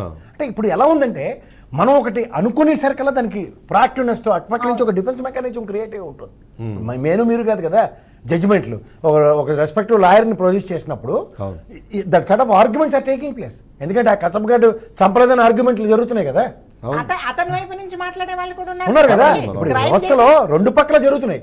ఇప్పుడు నక్సలైట్లు చేసిన తప్పని నక్సలైట్లు నిర్మూలిద్దాం అంటే లేదు, మానవ హక్కులు కాపాడండి, వాళ్ళని పరిరక్షించండి ఓ పక్క వస్తున్నాం. అదే ఉరిశిక్ష చేస్తుంటే కూడా దాన్ని ఉగ్రవాద ఉరిశిక్షలు ఆపాలని చెప్తారండి. వాడెవడో తాగేసి ఒళ్ళు మదమెక్కి ఒక అమ్మాయిని రాత్రంతా రేప్ చేసే పాడు చేసేస్తే ఏమంటున్నారు? అతని తరపున కూడా మాట్లాడే లాయర్లు వాడికి మైండ్ బాగలేదు, సైకలాజికల్ గా ప్రాబ్లం ఉంది అందుకని చేశాడు అని అంటున్నారు. దీంట్లో ఏంటంటే సార్ మనం స్వీయ నియంత్రణ దగ్గర మనకు కుటుంబ క్రమశిక్షణ కూడా చాలా ఇంపార్టెంట్. అంటే మేడం కాఫీ ఇవ్వద్దు, తనండి పోడండి కాదు, ఇన్హినరెంట్గా మనకి చిన్నప్పటి నుంచి విద్యా బుద్ధులు నేర్పుతున్న తల్లిదండ్రులు గురువులతో సైతం మనం గ్రోత్ అన్నది ప్రతి నిమిషం సమాజం పరిరక్షిస్తూ ఉండాలి. ఇది ఇంకో పాయింట్ చెప్పండి. మీరు మనం మాట్లాడుకున్న వాళ్ళు ఇప్పటి వరకు ఎవరి గురించి అయితే మాట్లాడుకున్నామో, అది కొడాలి నాని కానివ్వండి, వల్లభనేని వంశీ అని, ఇలాంటి వాళ్ళందరూ అలాంటి యాక్ట్ల వల్ల ఇవాళ నష్టపోయి ఇవాళ ఇంట్లో కూర్చున్నారు. కనీసం దీన్ని చూసిన తర్వాత అయినా ఇప్పుడున్న నాయకులన్నా మారతారా అంటే ఆ మారకుండా దాంట్లోనే కంటిన్యూ అయ్యే ప్రయత్నం జరుగుతున్నది. చూడండి పుట్టుకతో వచ్చిన బొద్దులు పొడకలతో కానీ పోవని ఒకటి ఉంటుంది. డిసిప్లిన్ ఉండాలి కదండి. నేను అంటుంది అదేనమ్మా, రాజకీయాల్లో డిసిప్లిన్ ఉందనడానికి నియమం లేదు. నేను ఇందాక పట్టాభి గారి విషయం ఎందుకు చెప్పాను, ఇదే పని చంద్రబాబు గారు ఆ రోజు చేసి ఉంటే ఇట్ వుడ్ హావ్ బీన్, అప్పుడు ఆబ్వియస్గా అటుపక్క ఇప్పుడు ఇవాళ శిక్షించాం అన్నది ఎప్పుడైతే పాయింట్ అటర్ అయిందో అటుపక్క నుంచి కూడా అది జరగలేదు అన్నది ప్రజలకు ఇంకా బ్రహ్మాండంగా వెళ్తుంది. అది ఆల్రెడీ 5 సంవత్సరాలు జరగలేదు అన్నది ప్రజలకు తెలుసు. కానీ డిజోనింగ్ and owning situation is totally different. ఇక్కడ ఆబ్లిగేషన్ తీసుకున్నారు అంటే దే నీడ్ టు. ఆబ్లిగేషన్ తీసుకోకపోతే అక్కడ వాళ్ళలాగా ఉంది. ఇప్పుడు భావ ప్రకటన స్వేచ్ఛ వాక్ స్వాతంత్రాన్ని వినియోగించుకున్న బోరగడ్డ నీళ్ళు ఎవరో దగ్గర నా మీదే పచ్చి బూతులు తిరుగుతూ వీడియోలు చేశాడు. అవును, ఏం చేయాలి? సో అంచేత ఏమవుతుందంటే ఎవరికి వాళ్ళు ఎక్కడికక్కడ విచక్షణ రాహిత్యంగా ప్రవర్తిస్తున్న దానికి స్వీయ నియంత్రణ తప్ప ఇంకేం లేదు. తర్వాత పార్టీల పరంగా మీరు అనుకున్నట్టు వాళ్ళు ఏమో టికెట్ ఇచ్చేటప్పుడు ఎవరో దాకా, ఎందుకంటే ఎలక్షన్ కమిషన్ ఉంది, ఎవరు కొద్దరించడానికో నాకు ఎప్పటికీ తెలియదు. వాడికి ఏదైనా బాధ్యత ఏడుస్తుందా? వీడి మీద ఇన్ని కేసులు ఉన్నాయి, ఇన్ని తొక్కనే తోటకూరనే మనకి మొహానికి దిక్కుమాలు ఎప్పుడు పెట్టి పడేసి వాడిని అసలు నువ్వు ఎలా కంటెస్ట్ చేయనిస్తున్నావు? 5 సంవత్సరాలు ఆయన ట్రాక్ రికార్డులు వెనకాతల ఈ 5 సంవత్సరాలు వాడు నియోజకవర్గానికి చేసింది ఏదో వాడు ఎందుకు డిస్ప్లే చేయడు? అవి ఏవి చేయకుండా ఇవాళ మనకి వాడు లాంగ్వేజ్ ఇలా లేదట. ఏంది లాంగ్వేజ్? ఇవి these are all excuses. But మనకి నియంత్రించే ఎలక్షన్ కమిషన్ లాంటి దగ్గరే పుట్ డౌన్ జరుగుంటే things would have not takes place to this level. But quite unfortunate ఇవి జరిపిస్తున్నాం. జరిపించేవాడు ఆడైనప్పుడు మనం ఏం చేయగలుగుతాం? లాస్ట్ పాయింట్ రజనీ గారు, ఇప్పుడు ఇంతకుముందు ఆయన కూడా ఒక మాట మాట్లాడుతూ ఒక మాట ఏంటంటే మహిళలు ఇంకా ఆ స్థాయికి రాలేదు, అంటే వాళ్ళని నియంత్రించే పరిస్థితులు ఇంకా లేవు కుటుంబాల్లో అన్నది ఒక ఒపీనియన్ ఉంది. సో దాంట్లో నుంచి బయటికి రావాలంటే మహిళలు ఏం చేయాలంటారు? వాళ్ళు అంటే ఎంత అంటే రిటాలియేట్ చేస్తే తప్ప ఈ మార్పు వచ్చే అవకాశం లేదంటారు. పిల్లలకు నిజంగానే తప్పు మాటలు మాట్లాడకుండా బూతులు నేర్పకుండా ఉంటే సరిపోతుంటారు, కానీ బట్ సమాజంలో వాటిని నియంత్రించే అవకాశం లేదని మనకు అర్థమవుతుంది. మాట్లాడుకుంటే వాడు వింటాడు, ఎవరు నేర్పించారు? మహిళలు ఏం చేయాలి? కొన్ని కుటుంబాల్లోనండి, పాతకాలంలో కానివ్వండి, మధ్యతరం కానివ్వండి, ఇప్పుడు కానివ్వండి, కొన్ని కుటుంబాల్లో ఆ లాంగ్వేజ్ తోనే పిల్లలతో కూడా మాట్లాడే కుటుంబాలు ఉన్నాయి. అయితే ఇప్పుడు ప్రెజెంట్ కొత్త తరాలు ఏవైతే స్టార్ట్ అవుతున్నాయో వాళ్ళు తెలుసుకోవాల్సిన విషయాలు కనీసం ఇప్పుడు ఉన్న తరాలని మనం ఎంతవరకు మోటివేట్ చేయగలం, ఎంతవరకు వాళ్ళని మార్చగలం అనేది చాలా తక్కువ శాతం చెప్పుకోవచ్చు. ఇప్పుడు మన కొత్త తరం ఇప్పుడు 25 సంవత్సరాలు 30 సంవత్సరాలు ఎవరైతే ఉన్నారో వాళ్ళని సంస్కరించుకోవాలి. మళ్ళాంటి వాళ్ళని చెప్తున్న మాటల్ని వాళ్ళు పెడచెవిని పెట్టకుండా ఎందుకు చెప్తున్నారు అంటే మన సమాజంలో ఉన్న పరిస్థితులు ఎలా ఉన్నాయి, వీళ్ళు చెప్తున్నది ఏంటి, రెండిటికి వాళ్ళు అన్వయించుకోగలిగితే వాళ్ళు ఖచ్చితంగా ఇది పాటించగలుగుతారు. ఏది మన లాంగ్వేజ్ని ఎట్లా కంట్రోల్ చేసుకోవాలి, ఎలా మనం మాట్లాడాలి. ఇప్పుడు ఎదుట 4 వయసులు వాళ్ళు ఉంటారండి, 4 కేటగిరీస్. ఏ వయసు వాళ్ళకి ఎటువంటి గౌరవం ఇవ్వాలి, వాళ్ళతో ఎటువంటి లాంగ్వేజ్ యూజ్ చేయాలి, పిల్లలకు కూడా ఒక రెస్పెక్ట్ ఇవ్వాలి, వాళ్ళతో ఎటువంటి లాంగ్వేజ్ మాట్లాడాలి అనేది తెలుసుకోవాల్సిన అవసరం ఇప్పుడు ఈ తరానికి ఎంత ఉంది. వై బికాజ్ అంటే వాళ్ళకి ఇప్పుడు రేపు పుట్టబోతున్నారు పిల్లలు, వాళ్ళకి పుట్టిన దగ్గర నుంచి కూడా ప్రతి ఒక్కటి నేర్పుకోగలే అవకాశం ఇప్పుడు ఈ తరానికి మాత్రమే ఉంది. Thank you very much Rajani garu, thank you very much Vijay garu, thank you very much Prasad garu, అలాగే థ్యాంక్ యూ వెరీ మస్తాన్ గారు, అలాగే సురేంద్ర నాయుడు గారు. ఓవరాల్గా చూసి చాలామంది కాలర్స్ కూడా వాళ్ళ అభిప్రాయం చెప్పే ప్రయత్నం చేశారు. ఓవరాల్గా మనం ఇప్పుడు చూసుకోవాల్సింది కానీ వాళ్ళు మనం గుర్తించాల్సింది ఏంటంటే, సరే రాజకీయ నాయకులుగా మీకు కావాల్సిన ఓట్లు కూడా ఆ మహిళలవే, కనీసం ఆ ఒక్క ఉద్దేశంతో అయినా వాళ్ళు వదిలేసేయండి. అంతేకాకుండా మీరు రాజకీయాలు చేస్తోంది మీ రాజకీయ ప్రత్యర్థితో, వాళ్ళ కుటుంబాలతో కాదు. ఆ కుటుంబాల్లో ఉన్న ఆడవాళ్ళు మీకు ఎలాంటి అన్యాయము చేయలేదు, మీకు ఎలాంటి ఇబ్బందిని కలిగించినప్పుడు వాళ్ళ మాటలు ఎందుకు మాట్లాడుతున్న విషయంపైన ఒకసారి పునఃసమీక్షించుకోవాలి. మరొక కీలకమైన అంశము, మీరు తిట్టి ఇంటికి వెళ్ళి తాగుతోంది మీ తల్లినో లేకపోతే మీ చెల్లెనో మీ భార్యనో ఇచ్చే చేతి నుంచి కాఫీనో నీళ్ళు తాగుతున్నారు. ఆ విషయంగా మారే అవకాశం లేదు కాబట్టి బతికిపోయారు, కానీ అది కానీ ఉండుంటే నిజంగానే సర్వనాశనం అయిపోతారన్నది ప్రతి ఒక్కరు తెలుస్తుంది. ఇప్పటికైనా స్వీయ నియంత్రణ అన్నది చాలా ఇంపార్టెంట్. అది చేసుకోలేనప్పుడు గతంలో లాగా మర్చిపోయే పరిస్థితి లేదు. ఎందుకంటే ఇప్పుడు ఏదో సినిమాలో చెప్పినట్టుగా ఇప్పుడు గూగుల్లోకి వెళ్ళి కొడితే మళ్ళీ మీ వీడియోలన్నీ బయటకు వస్తాయి. ఆ తర్వాత అయినా మీకు అది ఫ్యూచర్లో ఇబ్బందిగా మారే అవకాశం ఉంది. ఇది వాళ్ళ షో. రేపు మళ్ళీ కలుద్దాం. Stay tune.